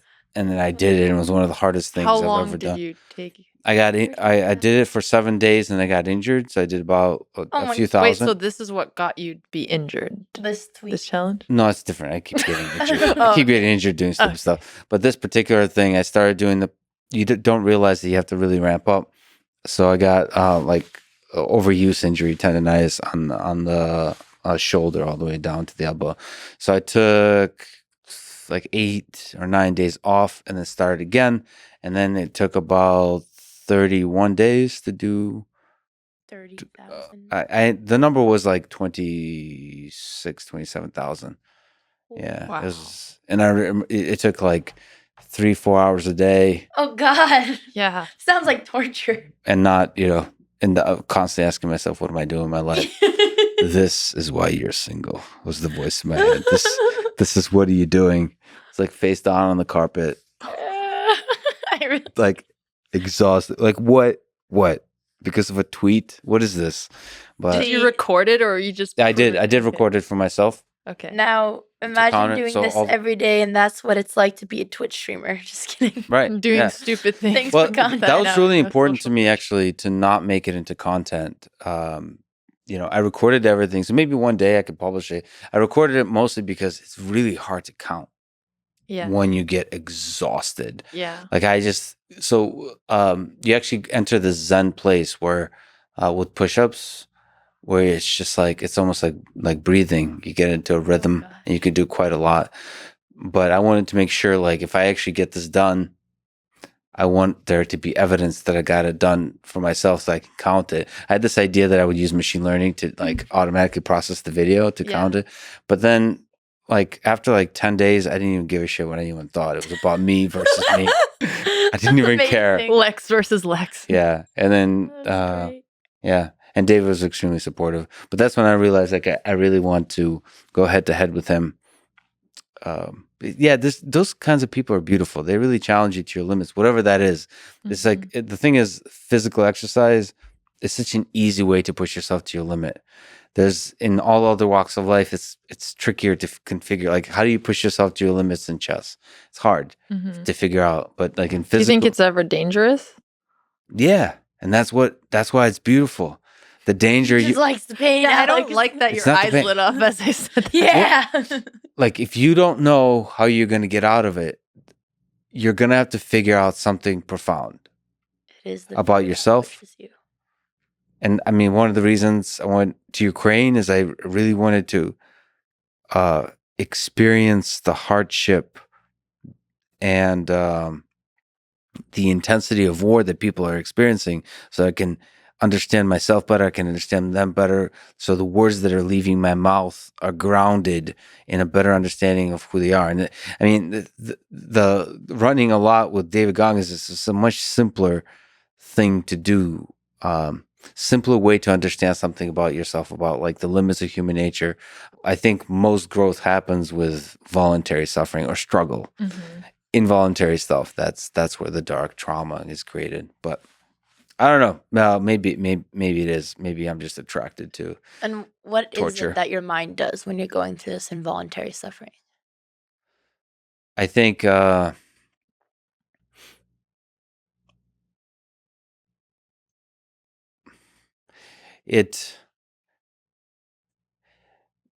there's like stages. First, all the excuses start coming. Like, why are you Yep. doing this? And then you start to wonder, like, what kind of person do you want to be? So all the dreams you had, all the promises you made to yourself and to others, all the ambitions you had that haven't come yet realized, somehow that all becomes really intensely like visceral as this struggle is happening. And then when all of that is allowed to pass from your mind, you have this clear appreciation of what you really love in life, which is just living, just the moment. The step at a time. Like, I think what meditation does, and it's most effective, it's just that pain is a catalyst for the meditative process. I think for me, I don't know. Magnus said there's no meaning to life. Do you guys agree? Or no? Why are we here? I do not know why we're here, but I do know that having some kind of meaning that I give my own life makes it a lot more motivating every day. So I just try to focus on finding meaning within my own life, even if I know it's just self-imposed. And then chess is a part of that? Chess is a part of it. Maybe it was more so when I was younger because it was easier to just feel like I want to improve as a person and use chess to kind of measure some kind of self-improvement. And now it's more different than that. And I think I need to once again find what that northern star is. Basically, I need to have a why for why I'm doing things, and then I feel like I could do very hard things. What role does love play in the human condition? Alex and Andrea. I'll let Andrea start this one since I took the last. Sure.